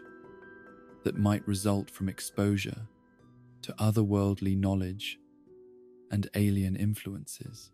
Yet even as McGuckett worked on developing safeguards against the dangers he perceived in their research, Stanford's communications with Bill Cipher were leading him toward revelations that would fundamentally alter his understanding of what they had been working to accomplish. The entity's true nature and ultimate objectives were far different from what Stanford had initially believed, and the portal they were constructing would serve purposes that extended far beyond scientific investigation into realms where the survival of human civilization itself might be at stake. The moment when Stanford finally comprehended the full scope of Bill Cipher's deception and the true purpose of the Portal project would mark the beginning of the end of his partnership with McGuckett and the start of a crisis that would ultimately determine the fate of everyone in Gravity Falls. The knowledge that came with this revelation would test the bonds of friendship and scientific collaboration that had sustained their work, while the choices they made in response would echo through the decades that followed. In the depths of the underground laboratory where months of intensive research had created technologies that challenged the fundamental structure of reality itself, the stage was being set for discoveries and betrayals that would transform the lives of everyone involved while setting in motion events that would ultimately threaten the very foundations of existence as humanity understood it. The year 1982 would be remembered in the annals of Gravity Falls history as the moment when scientific ambition collided with cosmic deception in ways that would reshape the destiny of everyone connected to the Falls' mysterious valley. The portal that Stanford and McGuckett had labored for years to construct stood complete in the depths of their underground laboratory, its massive triangular frame humming with energies that seemed to bend the very air around it into impossible configurations. Yet the device that represented the culmination of their collaborative genius would soon become the instrument of betrayal, loss, and separation that would echo through the decades to follow. The first test of the interdimensional portal was scheduled for a winter evening when atmospheric conditions and dimensional alignments created what Stanford's calculations suggested would be optimal circumstances for achieving stable, interdimensional travel. The laboratory buzzed with the excitement of impending breakthrough. Banks of monitoring equipment, tracking energy fluctuations, and dimensional distortions that built toward levels never before recorded in their years of research. McGuckett's engineering systems performed flawlessly as power flows reached the tremendous levels necessary to breach the barriers between realities. while Stanford's theoretical frameworks guided the process according to principles revealed through his ongoing communications with Bill Cipher. Yet, even as the portal's activation sequence proceeded according to their carefully planned protocols, McGucket found himself overwhelmed by forebodings that extended far beyond normal pre-experiment nervousness. His intimate knowledge of the device's construction and operation had given him insights into its true capabilities that filled him with growing dread about what they were about to unleash upon the world. The portal was not merely a doorway to parallel dimensions, but a fundamental disruption of the barriers that kept different realities safely separated. A breach that could trigger cascading failures throughout the local dimensional structure, with consequences that might prove impossible to contain or reverse. The moment of portal activation created effects that exceeded even Stanford's most optimistic projections for what their technology might accomplish.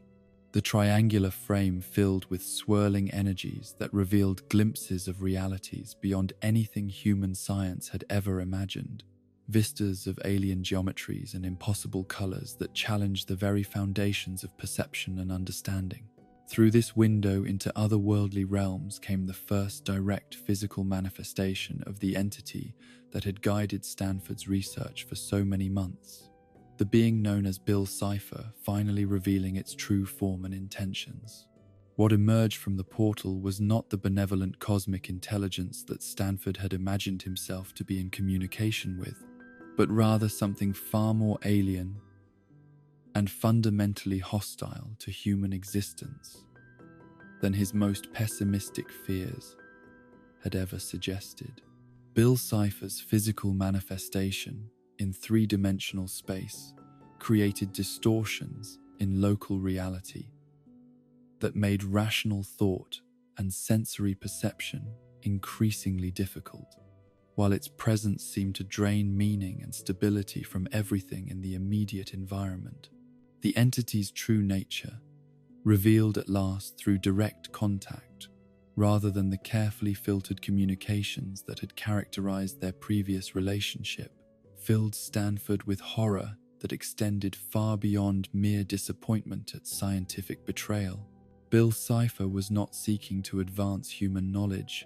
or expand the boundaries of earthly understanding, but rather to use the portal as a gateway through which it could extend its influence from its native dimension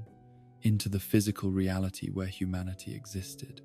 The device they had constructed was not a tool for exploration, but a weapon of invasion, designed to weaken the barriers that protected their world from entities whose very existence was antithetical to the continued survival of human civilization. McGucket's reaction to this revelation combined scientific horror with personal anguish in ways that pushed his psychological resilience far beyond its breaking point. The realization that their years of collaborative research had been guided not by noble scientific objectives, but by the manipulative deceptions of a cosmic predator, filled him with guilt and terror that threatened to shatter his sanity entirely. The knowledge he had acquired through their work, the understanding of dimensional principles and otherworldly technologies that had seemed like the greatest privilege of his scientific career, now revealed itself as dangerous contamination that posed ongoing threats to his mental stability and moral integrity. The confrontation between Stanford and Bill Cipher that followed the entity's emergence from the portal represented a battle between human determination and alien malevolence that took place on levels extending far beyond physical reality. Stanford's attempt to resist the entity's control and reverse the portal's activation required him to struggle against influences that operated directly upon his consciousness, manipulating his thoughts and perceptions through methods that conventional human psychology had never been designed to withstand. Bill Cipher's response to Stanford's resistance revealed the full extent of the deception that had guided their relationship from its very beginning. The knowledge that the entity had shared, the technologies it had helped them develop, and the scientific breakthroughs it had made possible were all part of an elaborate manipulation designed to create the exact circumstances necessary for its emergence into physical reality. Stanford's pride in his research achievements and his sense of scientific accomplishment were revealed as elaborate illusions, products of alien manipulation that had exploited his deepest motivations and most cherished beliefs. The battle for control of the portal and the fate of dimensional barriers, protecting their reality from otherworldly invasion, pushed both Stanford and McGucket beyond the limits of human endurance and capability. The technologies they had created based on Bill Cipher's guidance now turned against them, as the entity used their own innovations to maintain its presence in physical space while working to expand the dimensional breach that would allow others of its kind to follow. McGucket's decision to activate his memory-erasing device represented both an act of supreme courage and a tragedy that would haunt the remainder of his life. His choice to eliminate the dangerous knowledge that their research had implanted in his consciousness was motivated by the recognition that some information was too dangerous for human minds to safely contain. Yet the process of selective memory elimination proved far more traumatic and destructive than his projections had suggested. The memory gun's operation on McGucket's consciousness created effects that extended far beyond the targeted elimination of specific information about their dimensional research. The process of removing memories that had become fundamental to his understanding of reality triggered psychological damage that affected his entire cognitive structure, leaving him with gaps and distortions in his sense of identity that would persist for decades to follow. The brilliant engineer who had been Stanford's closest collaborator and most trusted friend was transformed by his own device into a confused and traumatized individual whose memories of their work existed only as fragments and nightmares. Stanford's horror at witnessing McGucket's psychological destruction was compounded by his growing awareness that Bill Cipher's influence over the portal remained strong despite his attempts to regain control of the situation. The entity's presence in physical reality had created dimensional instabilities that were spreading throughout the immediate area, weakening the barriers that protected normal space-time from the intrusion of otherworldly forces and phenomena. The desperate measures that Stanford took to contain the crisis created by the portal's activation pushed him into territory where scientific methodology merged with something approaching mystical practice. His attempts to reverse the dimensional breach required him to work with energies and principles that operated according to rules extending far beyond conventional physics, while his efforts to banish Bill Cipher back to its native dimension demanded forms of knowledge that existed at the intersection of theoretical mathematics and spiritual understanding. Yet even as Stanford struggled to repair the damage that his research had caused and restore the dimensional barriers that protected their reality, events were being set in motion that would fundamentally alter his relationship with the normal world and everyone he had ever cared about. The portal that had been designed to expand human understanding of the universe was becoming instead an instrument of separation and loss that would divide families and destroy relationships with the same inexorable force that had once promised to unite different realities. The message that Stanford sent to his estranged twin brother Stanley represented both a desperate cry for help and an acknowledgement that the crisis he faced exceeded anything he could handle alone. The decades of separation and mutual resentment that had kept the brothers apart since their childhood now seemed trivial compared to the threats that Stanford's research had unleashed upon the world. Yet the very desperation that drove him to reach out to Stanley also ensured that their reunion would be marked by misunderstanding and conflict rather than reconciliation and cooperation. Stanley's journey to Gravity Falls was undertaken without any real understanding of what he would find upon arrival, or what Stanford would expect of him when he answered the call for help. The message he had received provided few details about the nature of the crisis that had prompted Stanford to break years of silence, leaving Stanley to imagine scenarios that bore little resemblance to the supernatural catastrophe that awaited his intervention. The reunion between the Pines twins after so many years of separation was marked by the same combination of affection and antagonism that had characterized their relationship since childhood. Yet the circumstances of their meeting added layers of urgency and desperation that transformed familiar patterns of sibling rivalry into something approaching genuine crisis. Stanford's attempts to explain the situation he had created were hampered by his awareness that Stanley lacked the scientific background necessary to understand the technical aspects of dimensional research, while Stanley's practical mindset struggled to accept explanations that seemed to belong more in science fiction than in any recognizable version of reality. The confrontation between the brothers that erupted in the laboratory beneath Stanford's research facility was fueled by decades of accumulated resentment and misunderstanding, yet it was also shaped by the immediate pressures created by Bill Cipher's continuing presence and the dimensional instabilities that threatened to expand beyond any possibility of containment. Stanford's insistence that Stanley help him destroy the portal was motivated by his recognition that the device posed ongoing threats to the safety of everyone in the area, while Stanley's resistance reflected both his natural suspicion of Stanford's motives and his inability to fully comprehend the nature of the dangers they faced. The physical struggle between the brothers that resulted from their inability to reach agreement about how to handle the portal crisis was fought against a backdrop of dimensional energies and otherworldly influences that made rational communication increasingly difficult. The laboratory's environment had been fundamentally altered by the portal's operation and Bill Cipher's presence, creating conditions where normal human emotions and relationships were subjected to pressures that conventional psychology had never been designed to address. The tragic accident that separated the Pines twins and condemned Stanford to 30 years of interdimensional exile occurred at the moment when their personal conflicts intersected with forces beyond their ability to control or understand. The activation of the portal during their physical struggle created a dimensional breach that drew Stanford into the otherworldly realms he had spent years studying, while leaving Stanley alone with the devastating knowledge that his actions had contributed to his brother's disappearance.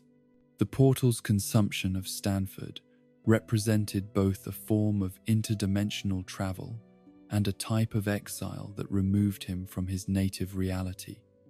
while leaving him alive in dimensions where the basic laws of physics operated according to alien principles. His survival in these otherworldly realms would require him to adapt to conditions that challenged every assumption about how existence was supposed to function, while his hope of eventual return depended upon maintaining equipment and relationships that existed across vast distances of interdimensional space. Stanley's decision to assume Stanford's identity and dedicate his life to bringing his brother home represented a transformation that would affect every aspect of his existence for the 3 decades that followed. The guilt and responsibility he felt for Stanford's disappearance drove him to undertake a mission that required him to master technologies and concepts that extended far beyond his natural abilities, while simultaneously maintaining a deception that isolated him from any possibility of outside help or emotional support. The conversion of Stanford's research facility into the Mystery Shack represented both a practical necessity and a form of psychological coping mechanism that allowed Stanley to maintain his sanity while pursuing an objective that often seemed hopeless. The tourist attraction he created provided cover for his ongoing work on the portal while generating the income necessary to support his rescue efforts,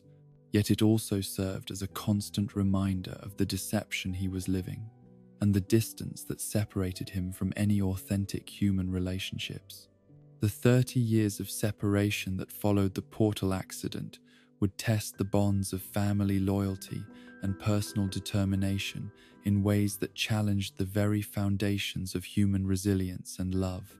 Stanford's experiences in interdimensional exile would expose him to realities and intelligences that transformed his understanding of existence itself, while Stanley's lonely vigil in the converted research facility would demonstrate the lengths to which human dedication could extend when motivated by guilt, love, and the refusal to accept defeat. In the depths of the laboratory where their confrontation had torn apart both family relationships and dimensional barriers, the portal continued to hum with energies that connected their native reality to realms where different versions of natural law governed the behavior of matter and consciousness. The device that had been built to expand human knowledge had instead created a wound in the fabric of existence itself, a breach that would require decades of patient work and ultimate sacrifice to heal. The story of the Pines twins' separation would become a legend whispered in the shadows of Gravity Falls, a tale of scientific ambition, otherworldly deception, and family bonds tested by forces that existed beyond the normal boundaries of human experience, carrying within it all the pain and hope that would define the decades of struggle that lay ahead. The long years that followed Stanford's disappearance into the interdimensional portal marked the beginning of what would prove to be the most solitary and desperate period in Stanley Pine's entire life. A 3-decade vigil that would test every assumption he had ever held about his own capabilities, his capacity for deception, and the lengths to which family loyalty could drive a person when faced with seemingly impossible circumstances. The transformation from small-time con artist to secret guardian of cosmic mysteries required Stanley to reinvent himself so completely that at times he struggled to remember who he had been before the night when his brother vanished into realms beyond human understanding. The immediate aftermath of Stanford's disappearance left Stanley alone in a research facility whose contents and purpose extended far beyond anything in his previous experience with technology or science. The underground laboratory that had been the scene of their confrontation continued to hum with residual energies from the portal's activation, while banks of monitoring equipment tracked dimensional fluctuations and otherworldly phenomena using principles that Stanley had no hope of comprehending through conventional study or intuitive understanding. Yet despite his lack of formal scientific training, Stanley possessed qualities that would prove essential for the task he had undertaken. A natural cunning, honed by years of survival on society's margins, an instinctive understanding of how to manipulate appearances and expectations, and most importantly, a stubborn refusal to accept defeat that had sustained him through every previous crisis in his unconventional career. These characteristics, combined with his desperate motivation to undo the consequences of the accident that had separated him from his brother, would enable him to accomplish things that more qualified individuals might have dismissed as impossible. The decision to assume Stanford's identity represented both a practical necessity and a form of psychological protection that allowed Stanley to maintain his sanity while pursuing objectives that often seemed to exist beyond the boundaries of realistic possibility. The deception required him to study his brother's mannerisms, speech patterns, and areas of expertise with the same intensity that a method actor might bring to preparing for the role of a lifetime. Yet the stakes extended far beyond mere professional success into territories where failure could mean the permanent loss of the only family relationship that had ever truly mattered to him. The conversion of Stanford's research facility into what Stanley would eventually call the Mystery Shack represented one of the most inspired solutions to an impossible problem in the history of elaborate deceptions. The tourist attraction he created served multiple purposes simultaneously. It provided a legitimate source of income to support his ongoing work on repairing and operating the portal. It offered a plausible explanation for the strange phenomena that occasionally manifested around the property, and most importantly, It created a public persona for Stanford Pines that discouraged the kind of close scrutiny that might have exposed the truth about what had happened during that fateful winter night. The process of transforming a serious research facility into a roadside attraction dedicated to celebrating the weird and wonderful required Stanley to develop skills he had never imagined he would need. He learned to craft exhibits that walked the fine line between obvious fakery and genuine mystery, creating displays that entertained tourists while simultaneously hiding the real supernatural phenomena that occurred throughout the property. His natural talent for showmanship and his extensive experience with various forms of creative deception proved perfectly suited for developing attractions that seemed too bizarre to be real, while actually being far more authentic than any blank visitor could have imagined. The early years of the Mystery Shack's operation were marked by constant challenges that tested Stanley's ability to maintain his assumed identity while gradually mastering the technologies necessary to continue his brother's work on the interdimensional portal. The scientific equipment that filled the underground laboratory operated according to principles that extended far beyond conventional physics, requiring him to develop an intuitive understanding of dimensional theory and otherworldly engineering through trial and error methods that would have horrified any academically trained researcher. Stanley's approach to learning the complex sciences underlying portal technology was necessarily pragmatic and results-oriented, focusing on achieving specific operational objectives rather than developing comprehensive theoretical understanding. He memorized sequences of procedures and equipment adjustments that produced desired effects without necessarily comprehending the underlying principles that made such effects possible, building up a catalogue of practical knowledge that enabled him to maintain and gradually repair systems whose true nature remained largely mysterious to him. The portal itself had suffered significant damage during the accident that claimed Stanford, its delicate mechanisms and energy-focusing systems disrupted by the dimensional instabilities that had accompanied his brother's disappearance. The process of repairing this damage required Stanley to obtain replacement components and materials that did not exist through normal commercial channels, forcing him to develop relationships with suppliers and contacts whose expertise extended into territories that conventional business networks had never been designed to address. Some of the individuals who provided assistance with Stanley's portal restoration project appeared to possess knowledge of his true objectives that they could not have acquired through normal observation or deduction. These mysterious benefactors would appear at crucial moments with exactly the materials or technical guidance he needed, offering their help without explanation before disappearing again into whatever shadowy networks had originally brought them to his attention. The Mystery Shack's tourist operation provided Stanley with opportunities to observe and interact with the supernatural phenomena that continued to manifest throughout the Gravity Falls area, experiences that gradually expanded his understanding of the otherworldly forces his brother had spent years studying. Encounters with genuine cryptids, dimensional anomalies, and impossible creatures taught him to distinguish between normal weirdness and the kinds of supernatural events that might indicate changes in local dimensional stability or portal-related activity.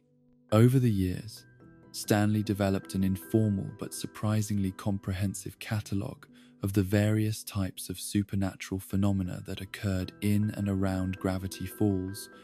learning to recognize warning signs that might indicate dangerous developments while identifying opportunities to gather information or resources that could contribute to his portal restoration efforts. His practical approach to documenting these mysteries lacked the scientific rigor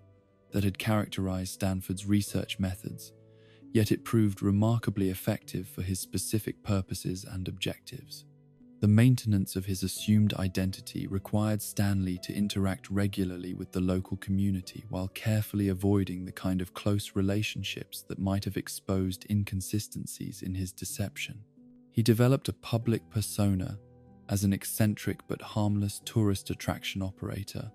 whose interest in local mysteries was purely commercial,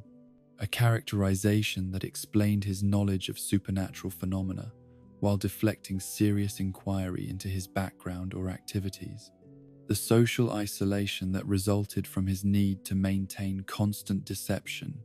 took a psychological toll that grew heavier with each passing year. Stanley found himself unable to form genuine friendships or romantic relationships, knowing that any significant emotional connection would eventually require him to reveal truths that could endanger both his mission and the safety of anyone who became too closely involved with his work. The loneliness of his situation was compounded by the uncertainty that shadowed every aspect of his restoration efforts. Despite years of dedicated work and gradually improving understanding of the portal's operating principles, Stanley had no guarantee that his efforts would ultimately succeed in bringing Stanford home. The possibility that his brother might be permanently lost in interdimensional space, or that the portal might be too severely damaged to ever function properly again, haunted his thoughts during the long hours he spent working alone in the underground laboratory. Yet alongside the despair and isolation, Stanley's work on the portal restoration project brought moments of triumph and discovery that sustained his motivation through the darkest periods of doubt and discouragement. Each successful repair, each improvement in the device's operational stability, and each indication that interdimensional contact remained possible provided evidence that his seemingly impossible mission might actually achieve its ultimate objective. The technical challenges involved in portal restoration pushed Stanley to develop problem-solving skills and mechanical intuition that surprised even him. His natural intelligence, focused by desperate necessity and unlimited by conventional assumptions about what was possible, proved remarkably effective for addressing problems that would have challenged researchers with far more formal training and academic credentials. As the years passed and the portal restoration project progressed from hopeless fantasy to genuine possibility, Stanley began to detect subtle signs that his work was approaching the threshold where successful activation might become achievable. The device's energy patterns were stabilizing. Its dimensional focusing systems were beginning to achieve the kind of coherent operation that Stanford's notes indicated would be necessary for safe interdimensional travel. And most encouraging of all, he was beginning to detect faint signals that suggested contact with otherworldly realms might still be possible. The process of fine-tuning the portal's complex systems required Stanley to develop an almost mystical sensitivity to the subtle energy fluctuations and dimensional resonances that indicated proper operation. He learned to interpret the meanings of indicator lights, equipment sounds, and electromagnetic readings that served as the portal's equivalent of vital signs, gradually acquiring the ability to diagnose and correct problems that would have been invisible to conventional diagnostic methods. The Mystery Shack's continued operation as a tourist attraction provided Stanley with the financial resources necessary to support his portal restoration work, yet it also served as a constant reminder of the life he might have lived if circumstances had not forced him into his current role. The interactions with visitors who came seeking entertainment and novelty highlighted his isolation from normal human relationships and conventional forms of personal fulfillment.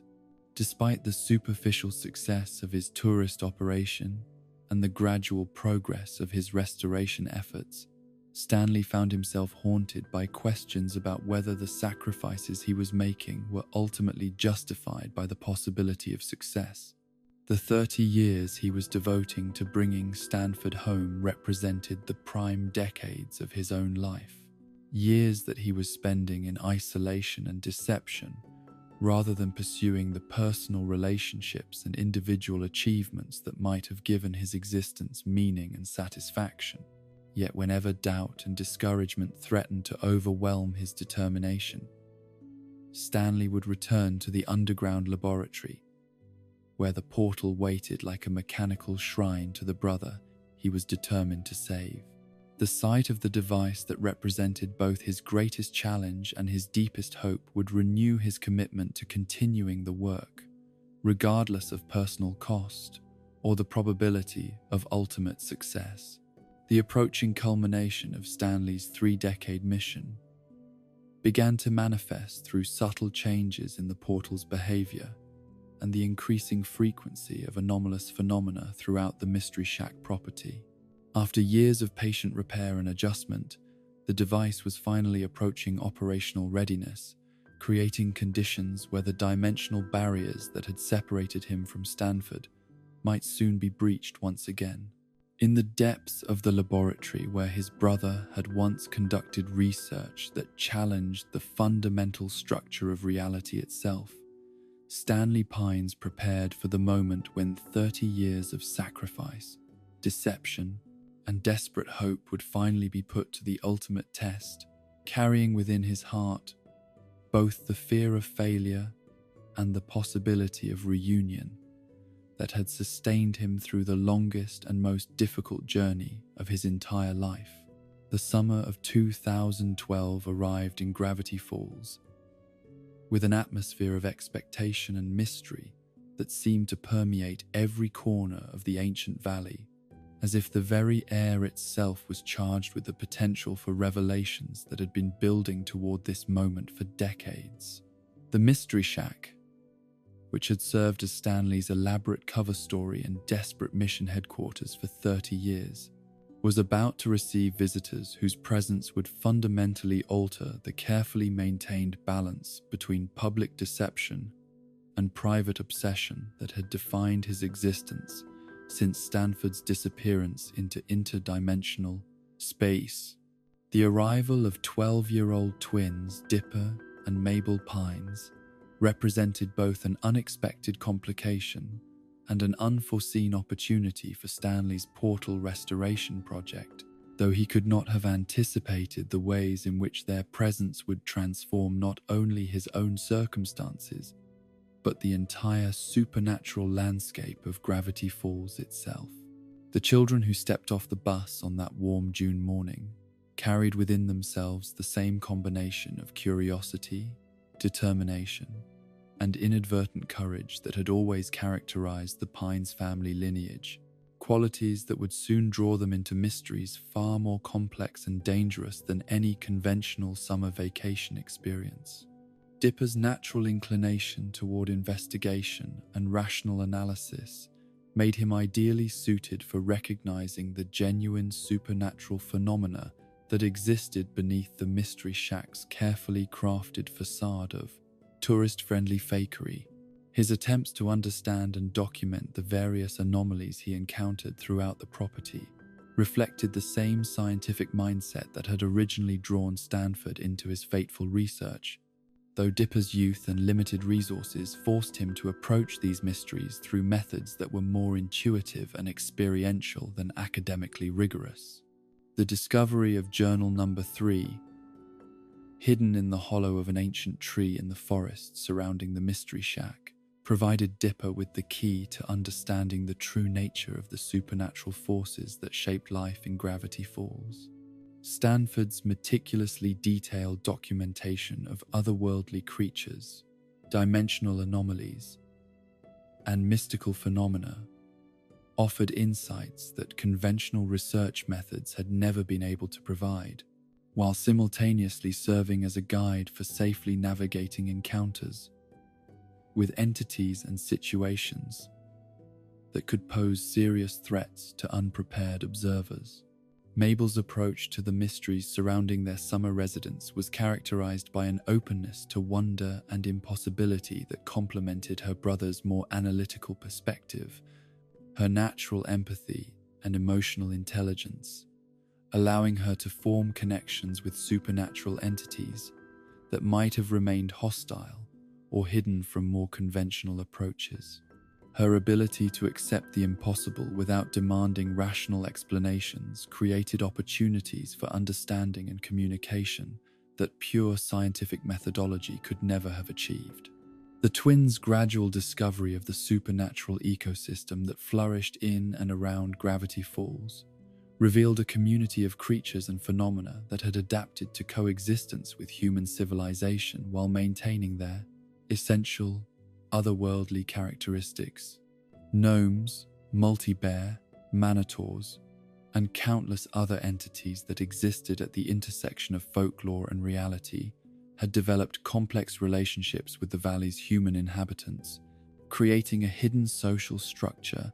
that operated according to rules that blended ancient wisdom with practical necessity.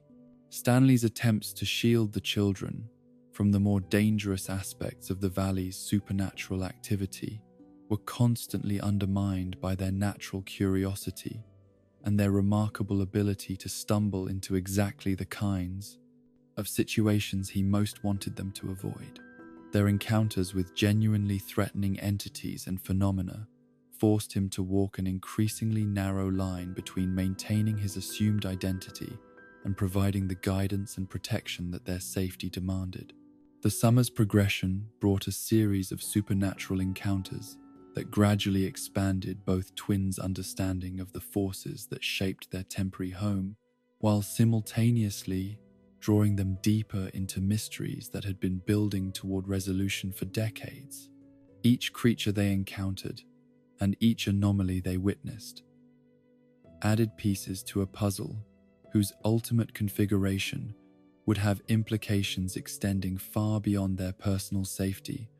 or conventional understanding of reality. Dipper's growing obsession with uncovering the identity of the journal's author created investigative pressures that threatened to expose secrets Stanley had spent 30 years protecting, while the boy's determination to solve every mystery he encountered displayed the same dangerous combination of brilliance and recklessness that had originally led Stanford into his alliance with Bill Cipher. The parallels between Dipper's approach to supernatural investigation and his great-uncle's former research methods were close enough to fill Stanley with both pride and terror about what such similarities might ultimately lead to. The various adventures and misadventures that marked the twins' summer in Gravity Falls served as both entertainment and education, each encounter teaching them valuable lessons about the nature of courage, loyalty, and the responsibilities that come with knowledge of forces beyond normal human understanding. Their experiences with time travel, shape-shifting entities, and dimensional anomalies provided practical education in navigating supernatural circumstances that no conventional school curriculum could have offered. Mabel's romantic entanglements and social challenges were complicated by the supernatural elements that permeated every aspect of life in Gravity Falls,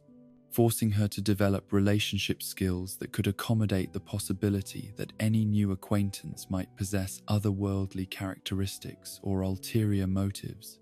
extending beyond normal human interaction.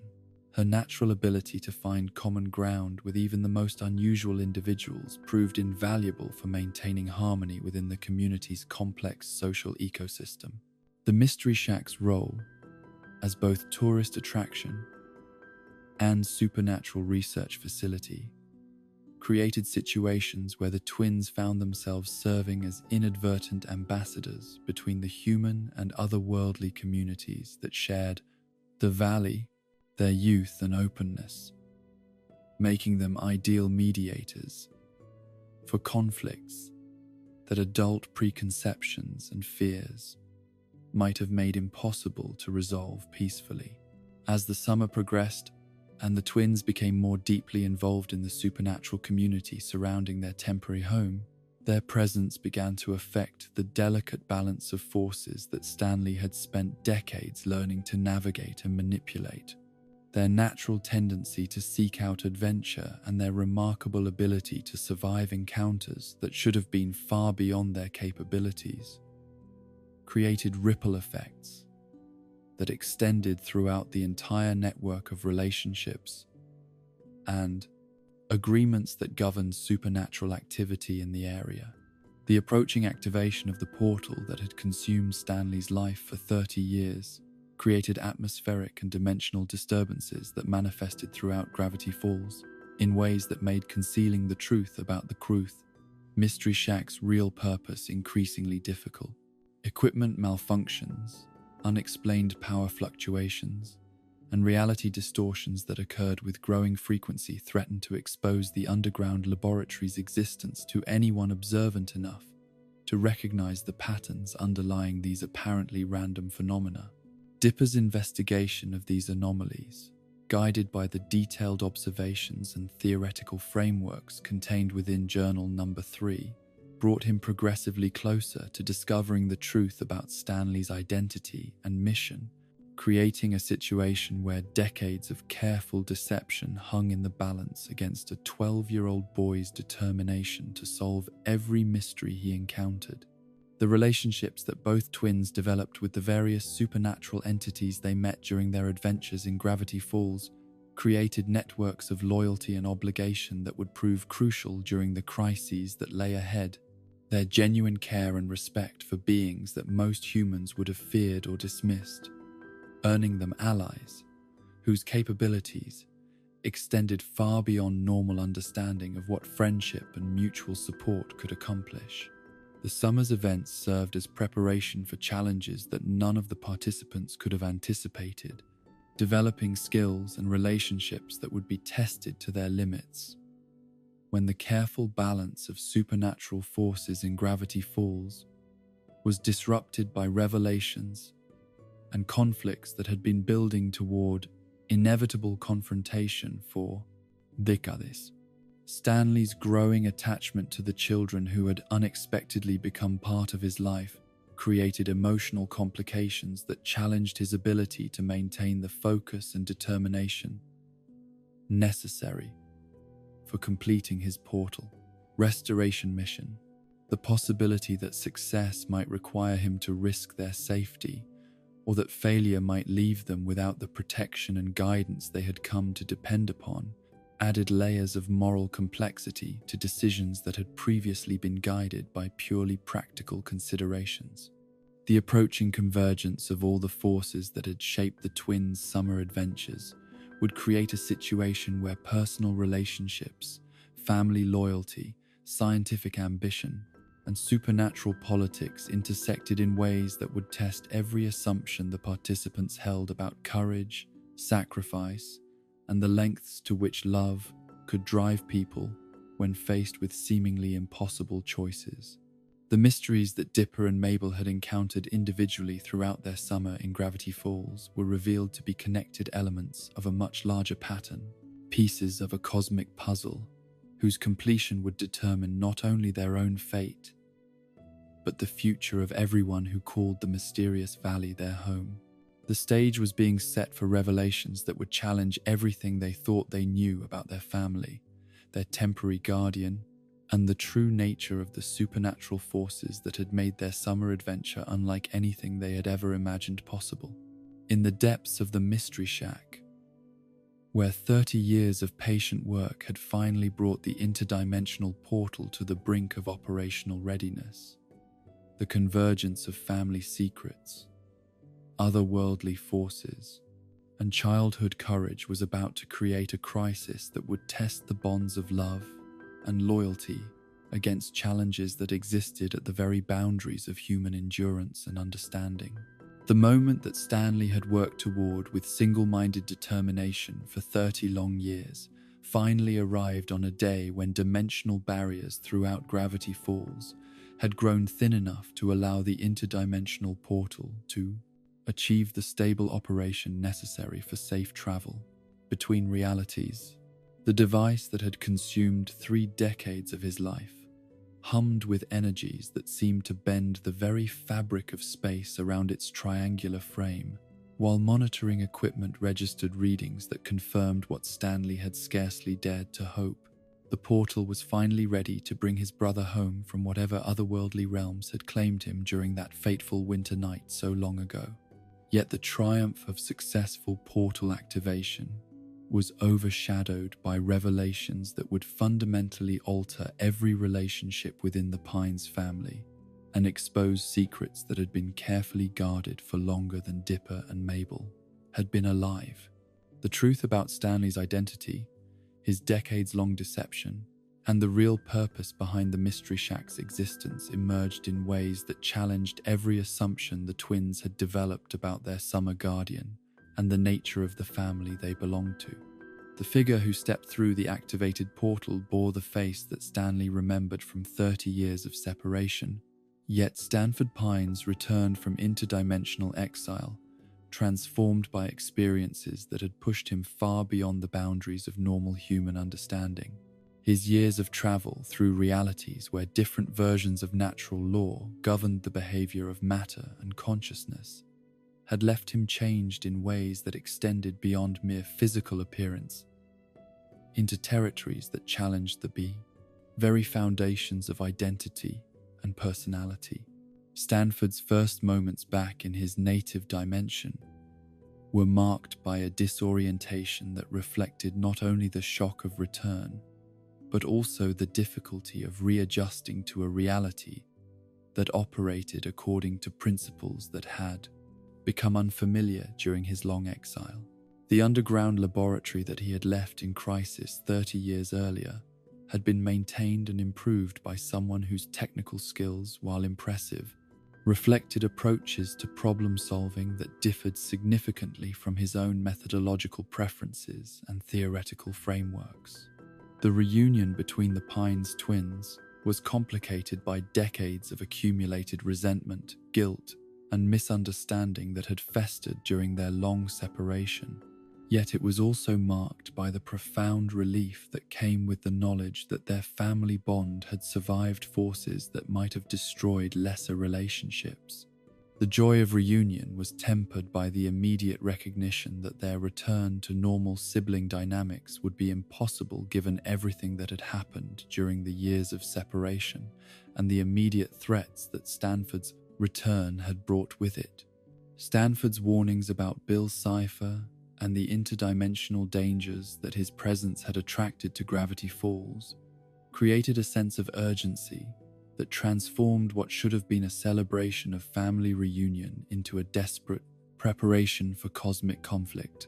The entity that had manipulated Stanford's research and caused the original portal accident had not been idle during the decades of separation, and its influence over dimensional boundaries had grown stronger rather than weaker during the time when the portal remained sealed. The revelation of Bill Cipher's true nature and ultimate objectives filled even Stanford with horror that exceeded his worst fears from 30 years earlier. The entity was not merely seeking to extend its influence into their reality, but was actively working to eliminate the barriers that kept different dimensions safely separated from one another, a goal that would result in the destruction of conventional reality and the creation of a new existence where chaos and nightmare would reign supreme over the ordered universe that humanity had always known. The manifestation of Bill Cipher's power in the physical world began with subtle distortions of reality that gradually escalated into phenomena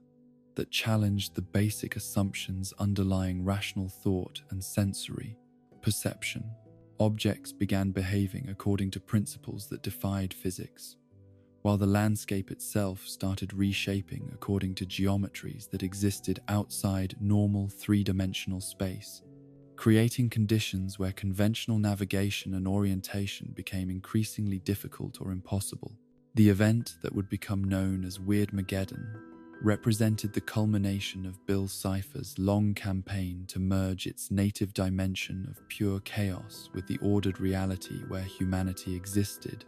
creating a hybrid existence where the entity's will would become the only law governing the behavior of matter, energy, and consciousness. The transformation of Gravity Falls into a realm where impossible became commonplace and nightmare became reality was merely the first step in a process that would eventually consume the entire universe if left unchecked. The town's transformation under Bill Cipher's influence revealed the true extent of the entity's power and the horrifying nature of its vision for reality's future. Buildings twisted into impossible configurations that seemed to exist partially outside normal space, while the inhabitants found themselves subject to alterations that challenged their fundamental understanding of identity and physical existence. Time flowed in patterns that defied causality, while gravity and other basic forces operated according to principles that served the entity's whims rather than natural law. Stanford's attempts to organize resistance against Bill Cipher's reality-warping influence were hampered by the very nature of the forces they were fighting, as conventional strategies and technologies proved useless against an enemy that could rewrite the rules of existence at will. The weapons and defenses that might have been effective against normal threats were rendered meaningless in a reality where the basic assumptions underlying their operation no longer applied. The surviving residents of Gravity Falls, who had managed to avoid transformation or destruction during the initial phase of Weirdmageddon, found themselves fighting a war where traditional concepts of victory and defeat had been replaced by do, the more fundamental question of whether human consciousness and identity could survive exposure to pure chaos made manifest. The psychological strain of existing in a reality where nothing could be trusted and everything was subject to arbitrary change pushed even the most resilient individuals toward the breaking point. Dipper and Mabel's role in the resistance against Bill Cipher's reality-warping influence reflected both their natural courage and the unique perspective that their youth provided in dealing with situations that challenged adult assumptions about how the world was supposed to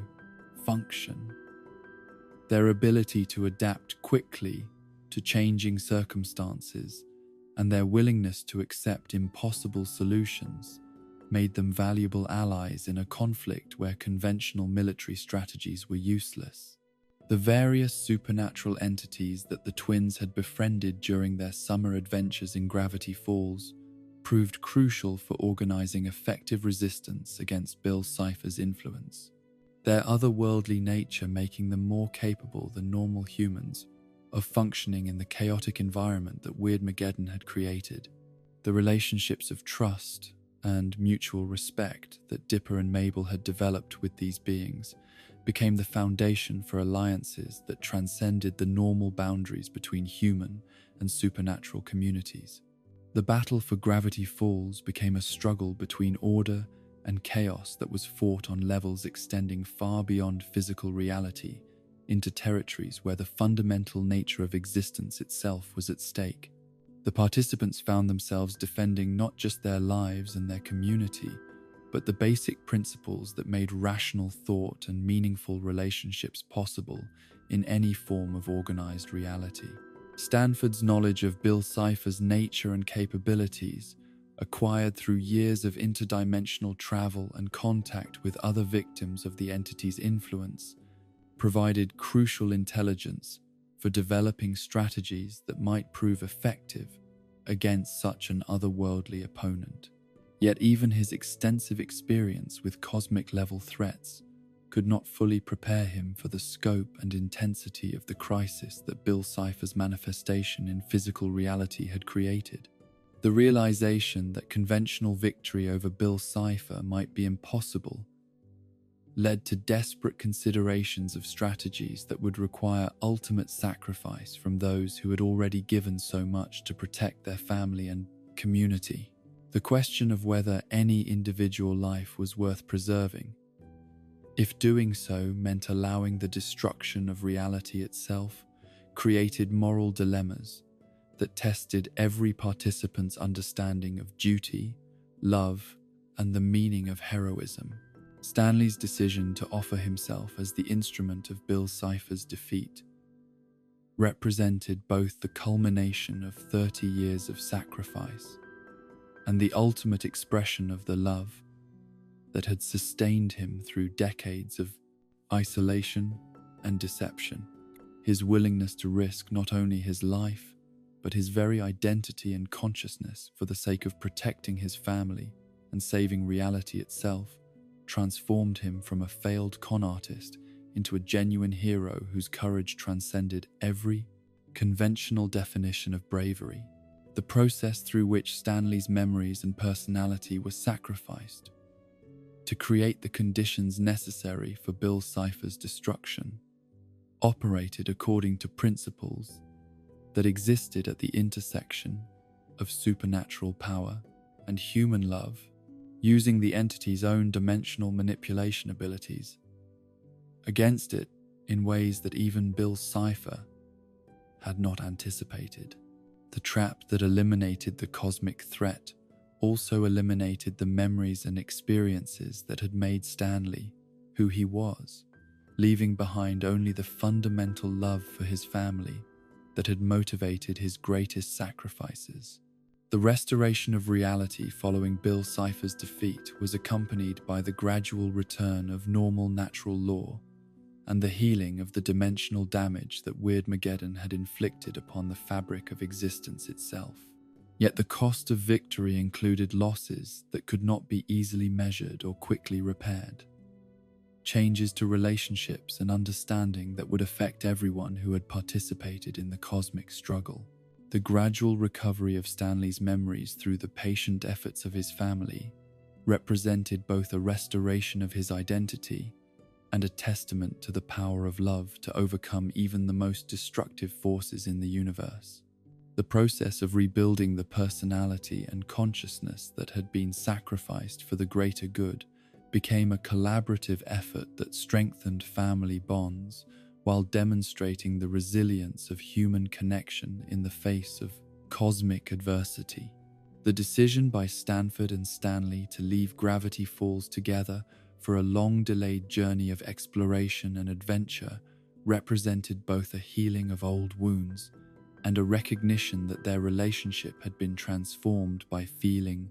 their shared experiences into something stronger than the childhood conflicts that had originally driven them apart. Their departure marked the beginning of a new chapter in their lives, while providing closure for the cosmic conflicts that had defined their existence for so many years. In the aftermath of Weirdmageddon, Gravity Falls returned to its customary state of peaceful strangeness, where supernatural phenomena continued to manifest, but within boundaries that allowed human civilization to coexist with otherworldly forces without constant threat of cosmic destruction. The town that had survived the ultimate test of chaos versus order settled back into the comfortable rhythm of mysteries that could be enjoyed rather than feared, wonders that enriched life rather than threatening its continuation. And so our journey through the complete chronicles of Gravity Falls draws to its peaceful close, like the gentle settling of autumn leaves after a great storm has finally passed over the mysterious valley and moved on to distant horizons. We have witnessed the rise and fall of cosmic ambitions, the courage of children who faced impossible odds with hearts full of wonder, and the enduring power of family love to overcome even the most destructive forces that the universe could conjure from its darkest corners. The town of Gravity Falls rests once more in its natural state of comfortable strangeness, where the impossible has returned to being merely unusual, and the supernatural has settled back into its traditional role as a source of wonder rather than existential terror. The ancient trees that bore witness to indigenous ceremonies, Quentin Trembley's eccentric founding, the Northwest dynasty's supernatural bargains, and Stanford's dimensional research now watch over a community that has learned to embrace its mysteries while respecting the boundaries that keep wonder from becoming catastrophe. In the deep places of the forest, where morning mist still rises from clearings that exist according to rules that predate human understanding, the secrets that have always defined this remarkable place continue their patient dance between revelation and concealment. The cryptids and creatures that call these woods their home have returned to their customary habits of avoiding human notice, while occasionally allowing themselves to be glimpsed by those whose hearts are open to possibilities that extend beyond the mundane concerns of ordinary existence. The Mystery Shack stands as a monument to both deception and dedication, its tourist attractions serving as gentle reminders that the line between fake and authentic mystery is often thinner than visitors might expect. The gift shop continues to offer souvenirs that walk the delicate balance between obvious novelty and genuine magic, while the building itself keeps its most important secrets safely hidden from casual observation. Rest now in the knowledge that even in our modern world of science and skepticism, places like Gravity Falls continue to exist in the quiet corners of the map, small communities where wonder still walks hand in hand with daily life, and where the impossible remains always just one discovery away. Let your dreams carry you to your own hidden valleys, where mystery and love prove stronger than any darkness the world can conjure, and where the greatest adventures await those brave enough to look beyond the ordinary and embrace the extraordinary that surrounds us all.